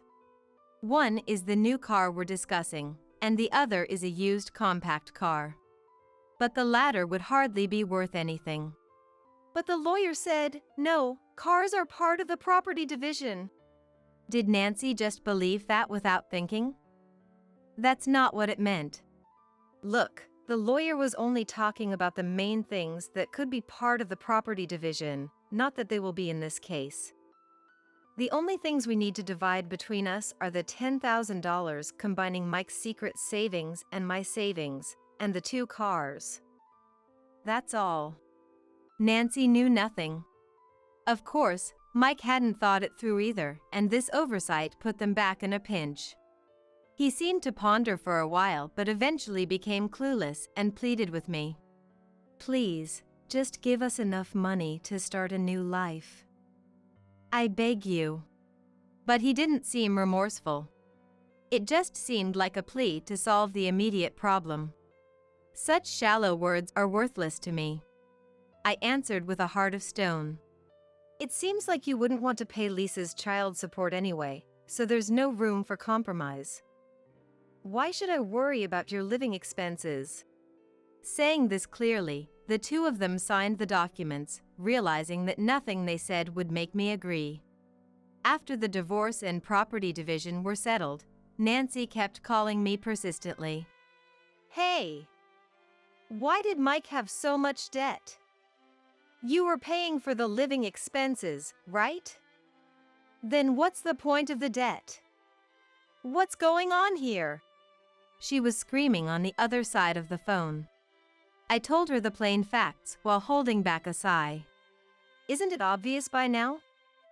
The fact that after over a decade, there was only about $1,000 in savings when it came out. Does having debt while having savings mean you took out a card loan for some big purchase or something? When I asked incredulously, Nancy earnestly explained the situation to the point of drawing back. Yes. He took out a $1,000 loan just to buy some nonsensical branded goods. And then the credit card payments turned out to be a huge mess because it was set to revolving payments without us knowing. This man, he's not just a problem debtor. How dare you push such a person onto me? Weren't you the one who stole him, Nancy? I retorted with a half-smile, and Nancy fell silent. Mike had incurred debts without even me knowing. Now, after the fact, several dunning letters have arrived. He must have hidden them while with me, but became careless after changing addresses. Or perhaps, typical of Mike, he got caught up in his new life and forgot to hide them. Just figure it out yourselves, I said and hung up. Eventually, Mike called, complaining about the high taxes for the car he took and not expecting the vehicle registration renewal fees to be so high, stating the obvious. Maintaining a car costs this much, huh? It's tough, so can't you take it back? I refuse. I curtly declined, and he hung up, seemingly dejected. After that, he reached out through messages asking for help, but I warned. If you keep pestering me like this, I'll report you to the police for stalking. And then he stopped coming altogether. What lies ahead for them is probably a hell much worse than hell itself. Later on, it seems Mike and Nancy got divorced. Their marriage lasted only 3 months after divorcing me. Their plans must have been thrown into disarray the moment it was clear that the single-family home, in my name, was not subject to division. Starting a marriage while burdened with debt and compensation payments was never going to work. Their divorce proceedings were apparently even more contentious than with me. Nancy is someone who clings to money. Sell the new car. It's a waste to keep something like this. It'd be better to cash it in, right? I don't care about that money. Besides, I paid the compensation in full, so if we're divorcing, you need to pay me back. They were stuck in such trivial arguments, unable to divorce for a while. Eventually, they did divorce, but Mike chose to file for bankruptcy. Since the compensation was paid in full and recovered, it didn't affect me. However, he ended up unemployed, devoid of assets, and ultimately fell into homelessness. He couldn't take back quitting his job and left the company. His useless pride prevented him from applying for TANF. Now, he's likely living a miserable life, doing something akin to begging. Divine retribution caught up with Nancy. After stealing my husband and cheating, her 3-month marriage became widely known, and her social relationships collapsed. Naturally, she was disowned by her family and relatives. No company would want to hire someone like her, so her job search continues to be difficult. She might get hired as a part-timer, but with a terrible attitude of blaming others and not herself, she's quickly fired. The lawyer's words that TANF is for you became a reality, and now Nancy is desperately trying to receive TANF. But because she continues to hold on to anything that might be worth money, she hasn't been able to receive TANF and was evicted from her apartment, ending up like Mike. Trampling not only on my feelings but also on Lisa's, such punishment is only natural. Now, it's just the two of us living, but our days haven't changed much. Mike, who never did anything for Lisa yet always complained, telling her to study or go to a good university, is gone, and Lisa says she feels refreshed. And impressively, she was accepted into a national university. Seeing Lisa about to become a college student this fall, I am once again moved. Work keeps me very busy in a good way, and though I'm nearly 46, I'm still in good health. I think to myself that I must keep working harder. Violet, today's a family trip, okay? So we're going to have fun just with the family. As I stood there, speechless, unable to respond to my husband Frank, my mother-in-law Chanel spoke up. You really can't take a hint, can you?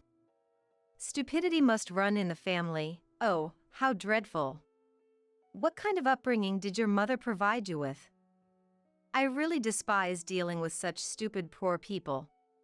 Did you actually think you could become part of our family? I've mentioned this before, haven't I? I'm not opposed to the idea of divorce. So, please go ahead and divorce Frank. It's a good thing you haven't had any children yet. Upon hearing Chanel's words, I opened the envelope Frank had given me. Inside was a completed divorce application form.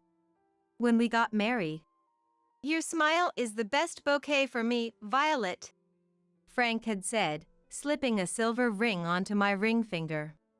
I thought I could have a happy life with him. Chanel insulted my mother. She has no idea how my mother struggled to raise me and provide me with an education. My father-in-law Alex insulted my dad. He measured him by his own standards, unjustly judging his character. The Frank who used to send me bouquets on my birthday every year is gone. I've taken your love letters to heart. What day is today, Frank? You don't remember, do you? I didn't want to receive such a love letter on this day. But is that really what you think? Have you ever considered what you truly want? Either way, you've chosen your parents. That's all there is to it. Goodbye. Go to hell on that plane. I will never forgive you. I am Violet Miller, 35 years old. My parents divorced when I was in high school, and I've lived with my mom ever since. However, my mother passed away from an illness when I was 32. Then, 2 years ago, I happened to marry Frank, a year older than me. I met Frank while working a part-time job as a waitress at a nightclub. After losing my mother, I was in dire need of money. Despite my anxieties, I had no other choice but to dive into the nightlife. Frank was a customer there. Initially, he was brought along by an acquaintance, but eventually, he started coming by himself. Frank seemed to take a particular liking to me, visiting daily to see me. Violet, you're the closest to my ideal woman I've ever met, he would say, drinking expensive liquor. He was a generous customer, and I learned that his father owned a company, with Frank being the heir apparent. Frank, with his gentle and laid-back demeanor, was popular at the club. After receiving strong advances from him, I quit my job at the club and started dating Frank. A year after we met, we got married. During our courtship and early marriage, Frank always made sure to give me large bouquets on anniversaries. Not just on birthdays and wedding anniversaries, but also on the day we first met and our first date. Frank considered them all memorable occasions. Frank was somewhat elusive, but I loved his kindness and slightly pretentious side. When we got married, "Your smile is the best bouquet for me, Violet," he said, placing a silver ring on my finger. I thought I could have a happy life with him. But one day, I was faced with a shocking truth. "Violet, I guess you're my second favorite in the world," Frank casually mentioned during dinner one evening. I had felt something was off since that morning, as Frank seemed unusually happy. Though it didn't seem to be for any special anniversary.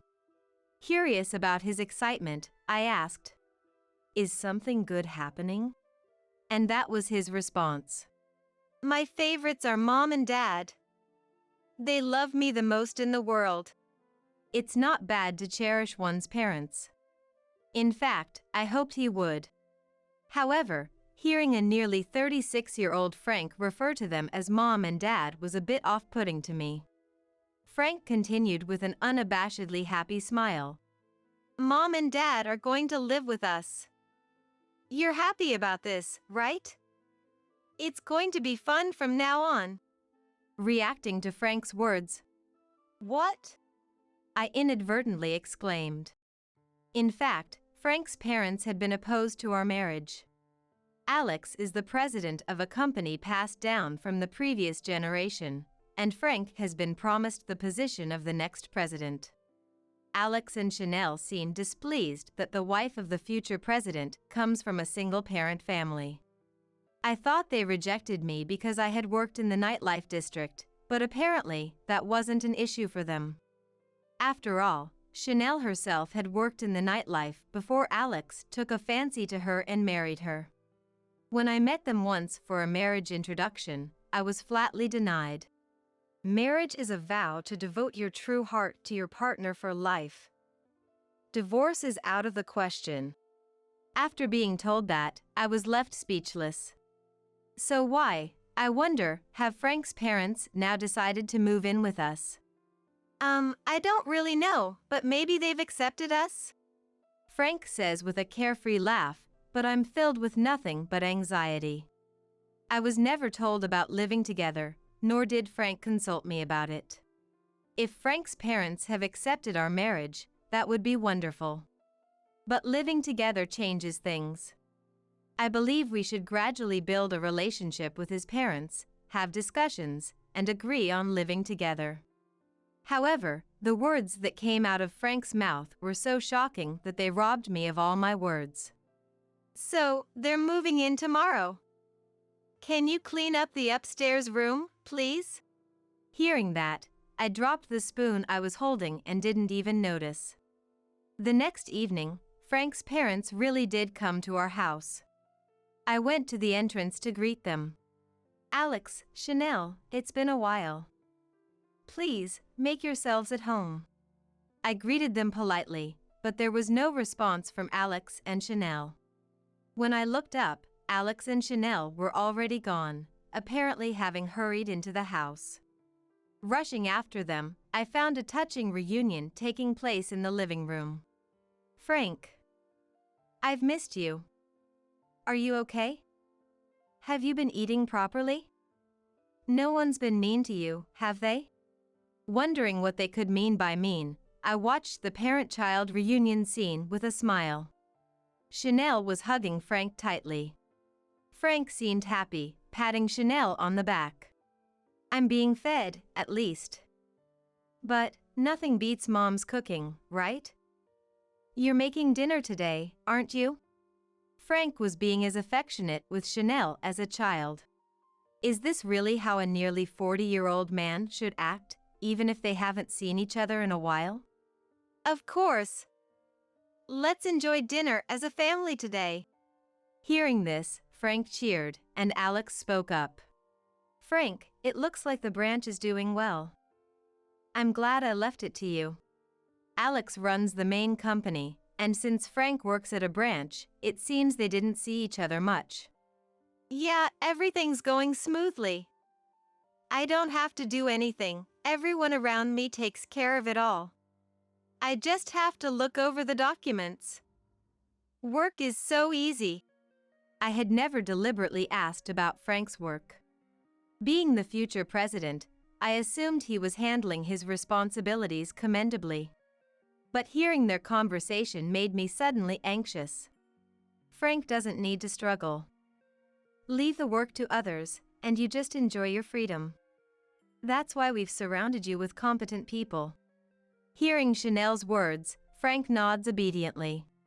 Seeing this made me dizzy. Can a business really be run like this in today's world? Feeling a bit unsteady, I headed to the kitchen to make coffee. Then, "Could you not enter the kitchen without permission?" Chanel told me, stopping me in my tracks. "From today, that's my domain, so don't you dare enter without permission. And later, clean up all those tacky utensils you have there." Chanel said this without looking at me and then went back to conversing with Frank and Alex in the living room. I was so taken aback by the suddenness of it all that I just stood there, trying to process what was happening. Then Alex said, "Hey, how long is that outsider going to stand there?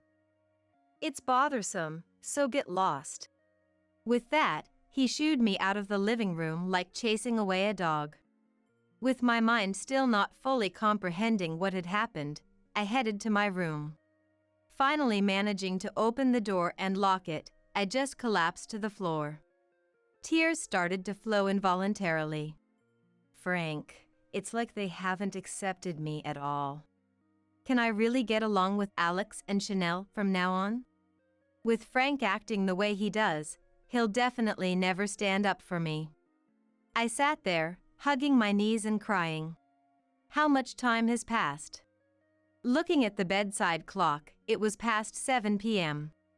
I left my room and quietly peeked into the living room. There, the three of them were enjoying a meal, seemingly prepared by Chanel. I couldn't tell what they were talking about, but they seemed to be having a good time. Just as I was about to sigh and return to my room, it happened. "Oh, Violet. Come here. We're going to be living together, so let's get along," Chanel said, surprising me. Her attitude was a complete turnaround from before. Alex also added, Chanel's cooking is really delicious. Please, have some. With kind words I couldn't believe came from the same person who had shooed me away like a dog.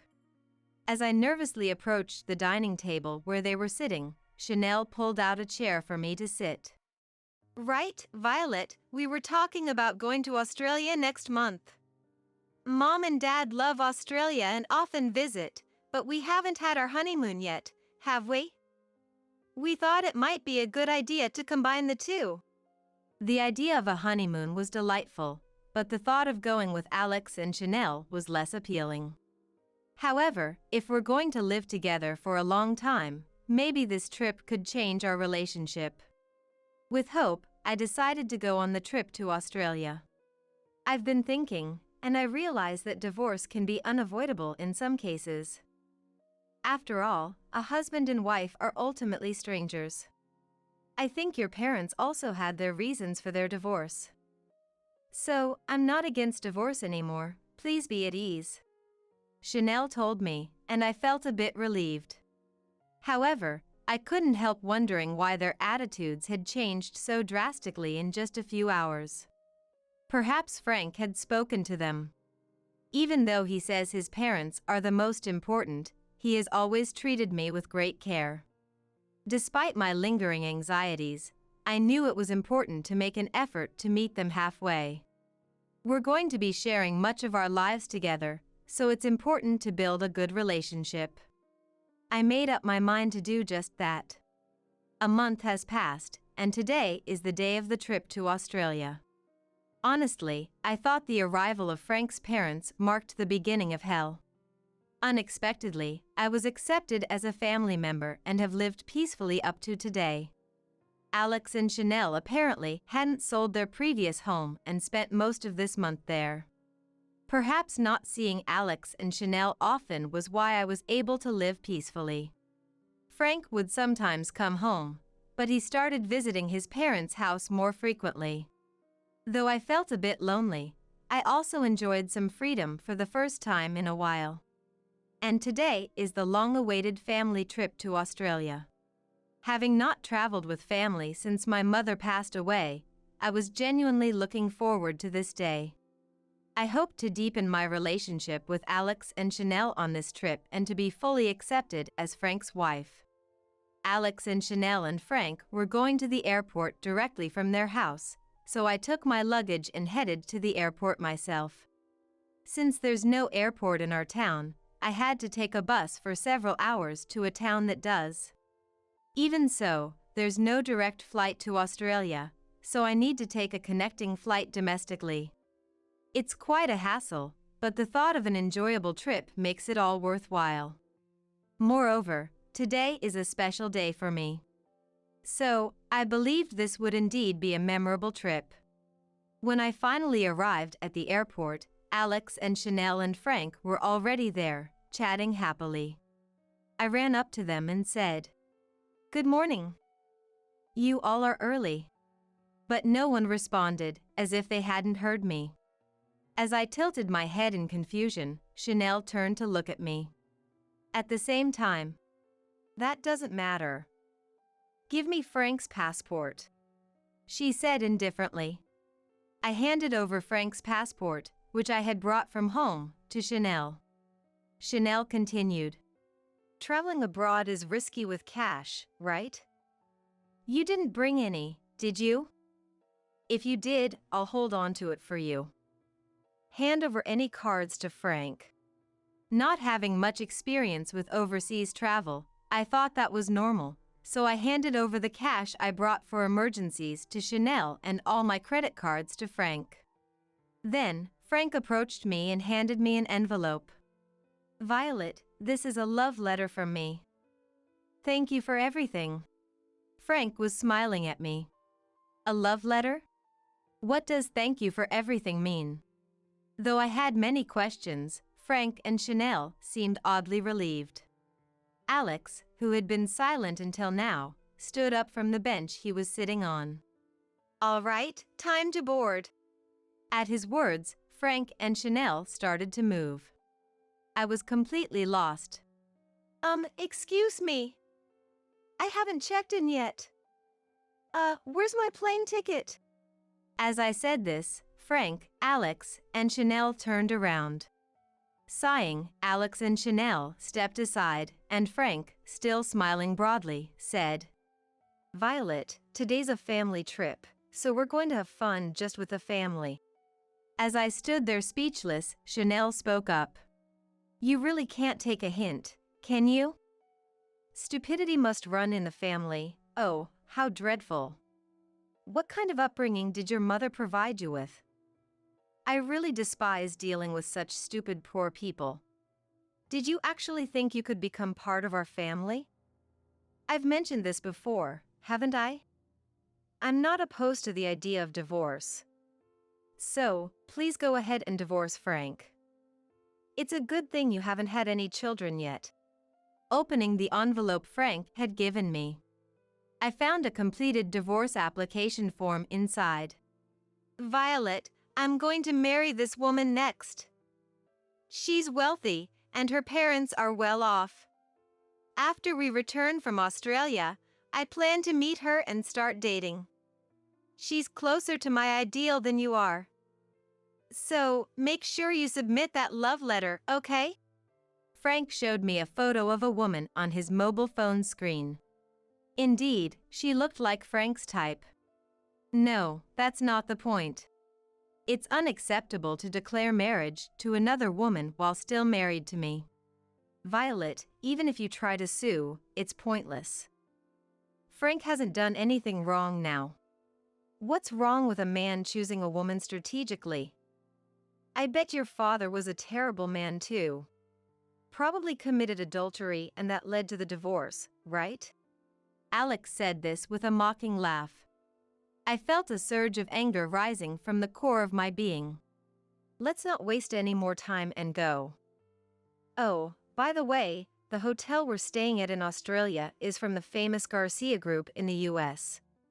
They've just expanded into Australia and it's quite popular. I was worried we wouldn't get a reservation, but when I mentioned our company, Miller Corporation, they gladly accepted. They said we'd receive special treatment upon arrival. We're welcomed at luxury hotels because of who we are. Your presence lowers our standing. It's obvious, isn't it?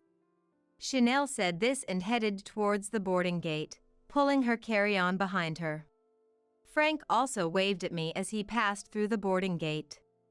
That's when I realized something. I had handed over all my cash and cards to Chanel and Frank. I didn't have any money to get home. Noticing my dilemma, Alex said, "Violet, you might as well sleep on the streets." He left through the gate with those parting words.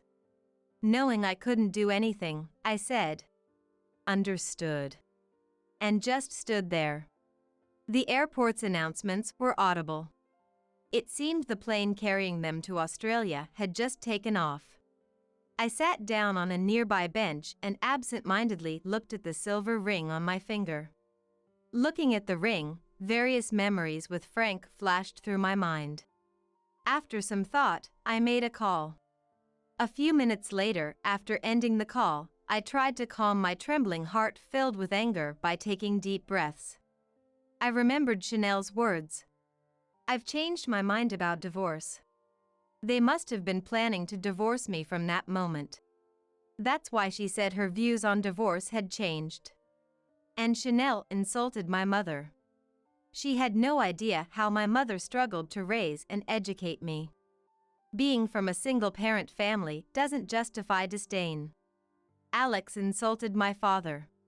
He judged my dad by his own standards, deciding arbitrarily on his character. Though we didn't live together, my dad always cared for me. When times were tough, he secretly helped my mom out. No matter what anyone says, my dad is important to me. I won't tolerate insults against him. The Frank who used to send me bouquets on my birthday is gone. I've taken your love letter to heart. Frank, you don't remember what day it is, do you?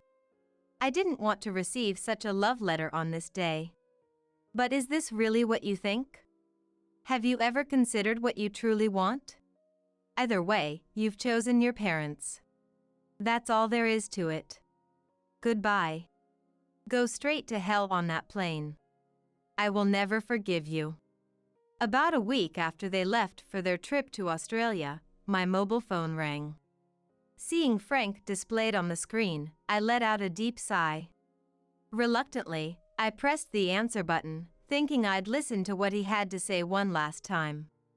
Hello, if it's... Hey you! Where are you right now?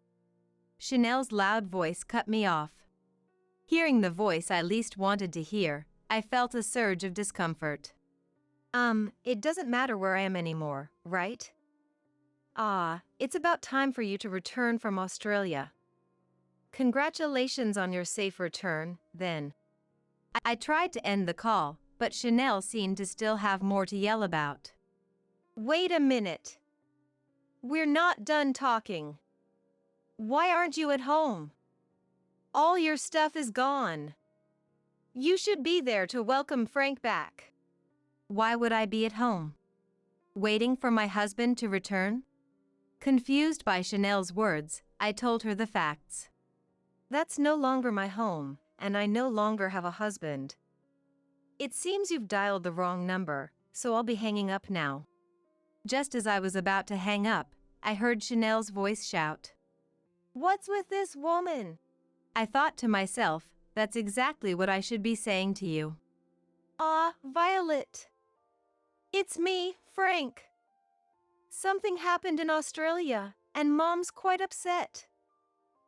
Violet, aren't you coming back to our place? I firmly said.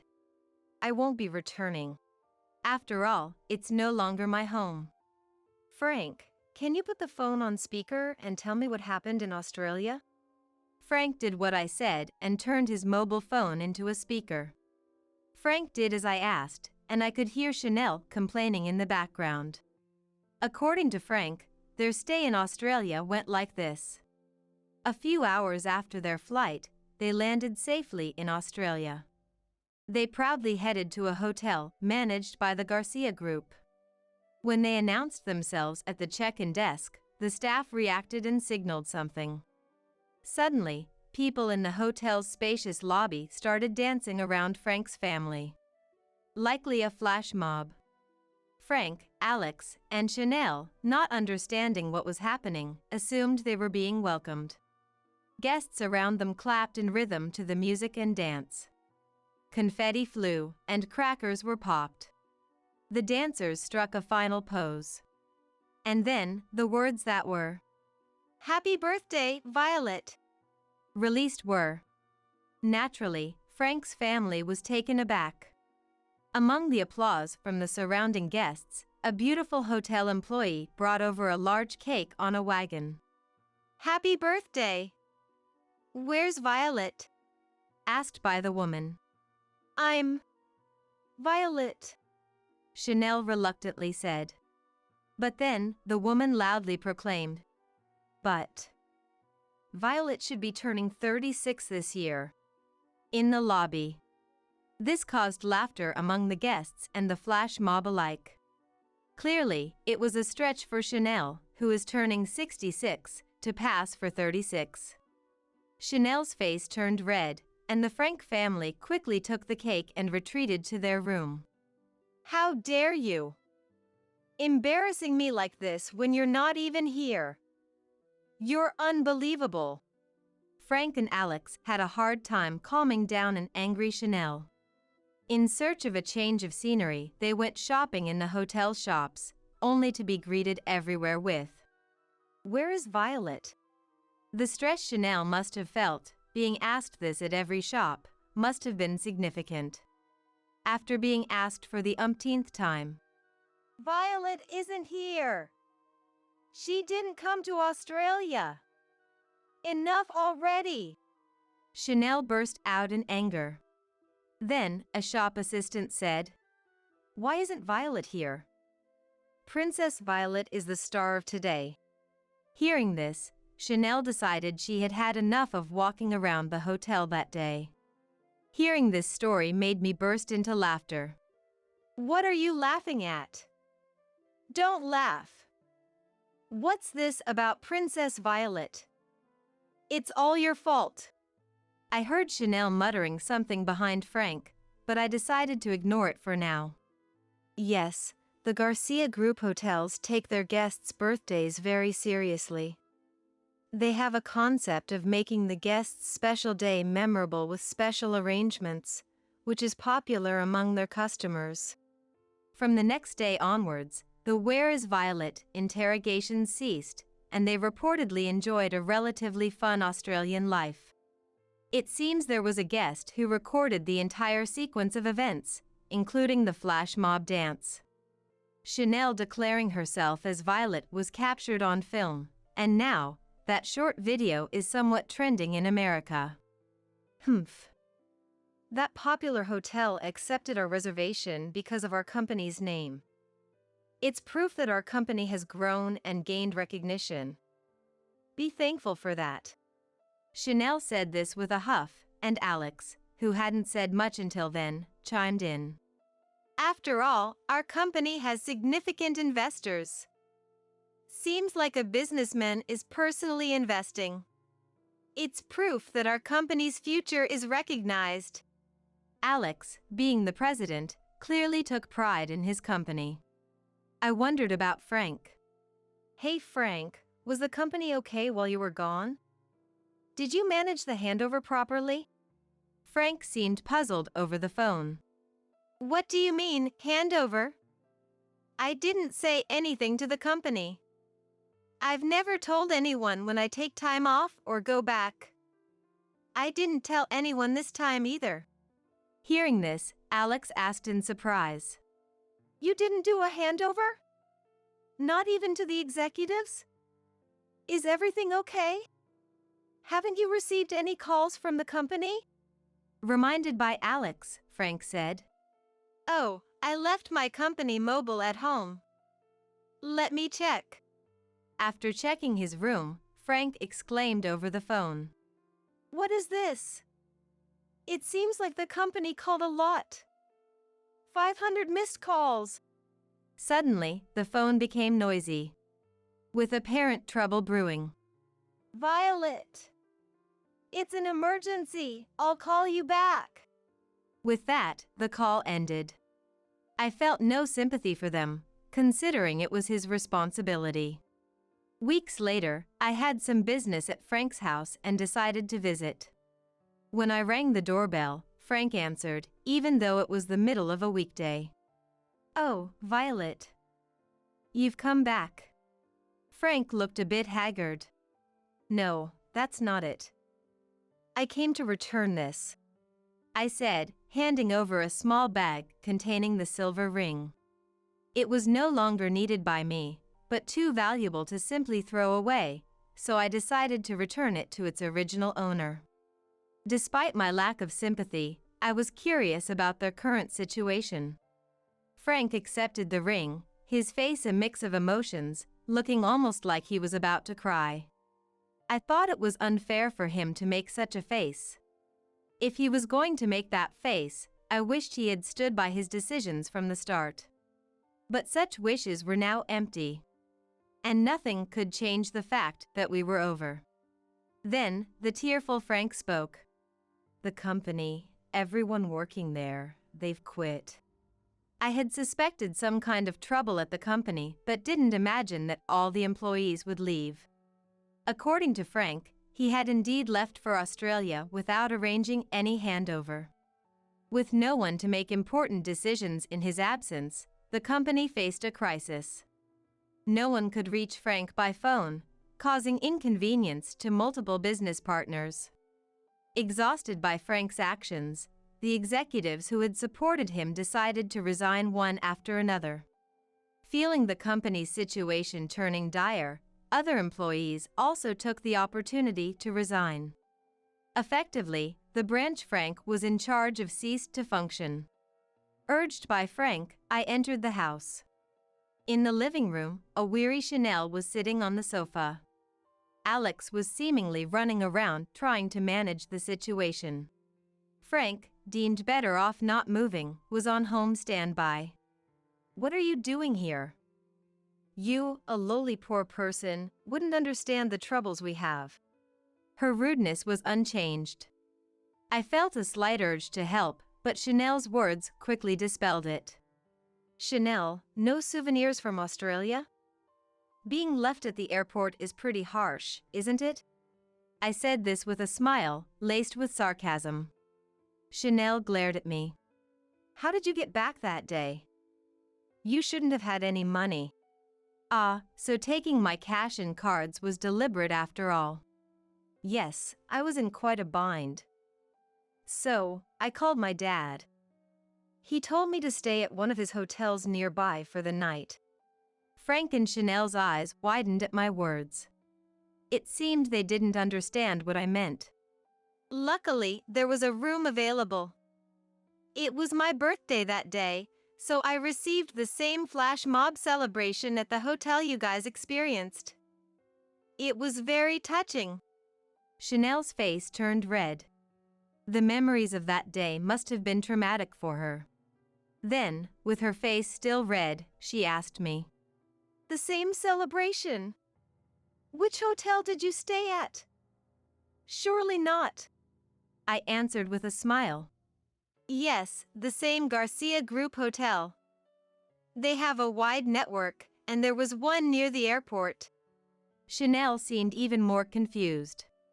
She keeps asking me questions with wide eyes. Wait. Even we barely managed to book a room there. How could someone like you stay at such a hotel without a reservation? Before I could answer Chanel's question, a loud noise came from the entrance, and Alex entered the living room. It's terrible. Our main investor said they're pulling out. It's over. Alex sat down, holding his head. Frank, realizing the gravity of the situation, looked panicked, his face pale. Chanel, who had been red-faced moments ago, now turned pale, looking despairingly at Alex. Just a few weeks ago, these same people who had looked down on me and laughed joyously were now in despair. Having lost everything. Yes, this is what I wanted to see. Those who disparaged my mother, insulted my father, betrayed and scorned me, now in despair and suffering. My father was very happy when Frank and I got married. He wanted the prosperity of Frank and Alex's company, so he invested personally, considering you all as precious family. But you despised me for being from a single-parent family and ultimately betrayed me in the cruelest way. My father said there was no reason to invest in such people anymore. With that, I left the house. I thought I heard their cries of anguish, but I didn't look back. I was no longer family to them. Perhaps we were never really a family from the beginning. I knew that the hotel we were supposed to stay at in Australia was managed by my real father. When a reservation request came in under the Miller name, my father made an effort to secure the booking. However, I didn't go to Australia. I didn't cancel the grand birthday welcome intentionally, to humiliate them. It was something I had asked my father to do. The reason my parents divorced was due to the common issue of drifting apart in their daily lives. My father, who had just started his company at that time, was incredibly busy every day. He now regrets that period deeply and cares a great deal about me. I also know how deeply saddened he was when my mother passed away. Even though we are apart, we are still a family. Frank. We are no longer a family, but I hope you will become more responsible and support your beloved parents. In the end, the only thing you can rely on is the bond of the heart that ties a family together. Later, I heard through the grapevine that Miller Corporation, Alex's company, had gone bankrupt. I think there was no future for that company the moment they considered making Frank the next president. One day, I saw someone who looked a lot like Frank at a construction site near my home. It was just for a moment, so I'm not sure if it was really him. Would Frank be sweating and doing physical labor? But part of me hopes it was him. I hope he becomes someone who can work hard to support his family. That's my final wish. Now, I'm training to become a staff member at the hotel managed by my father. It's a challenging job, but I take pride in doing something that brings smiles to people's faces. I've even learned the flash mob dance, looking forward to welcoming birthday guests to the hotel. Recently, I visited my mother's grave with my father. We prayed together and told her about recent events. Then, a strong wind blew, and we joked. Maybe Mom is laughing now? And we laughed together. Remembering this, my walkie-talkie crackles with a signal. It seems a birthday guest has checked in. All right. I brace myself and quickly head to the lobby, imagining the smiling faces of the guests waiting there.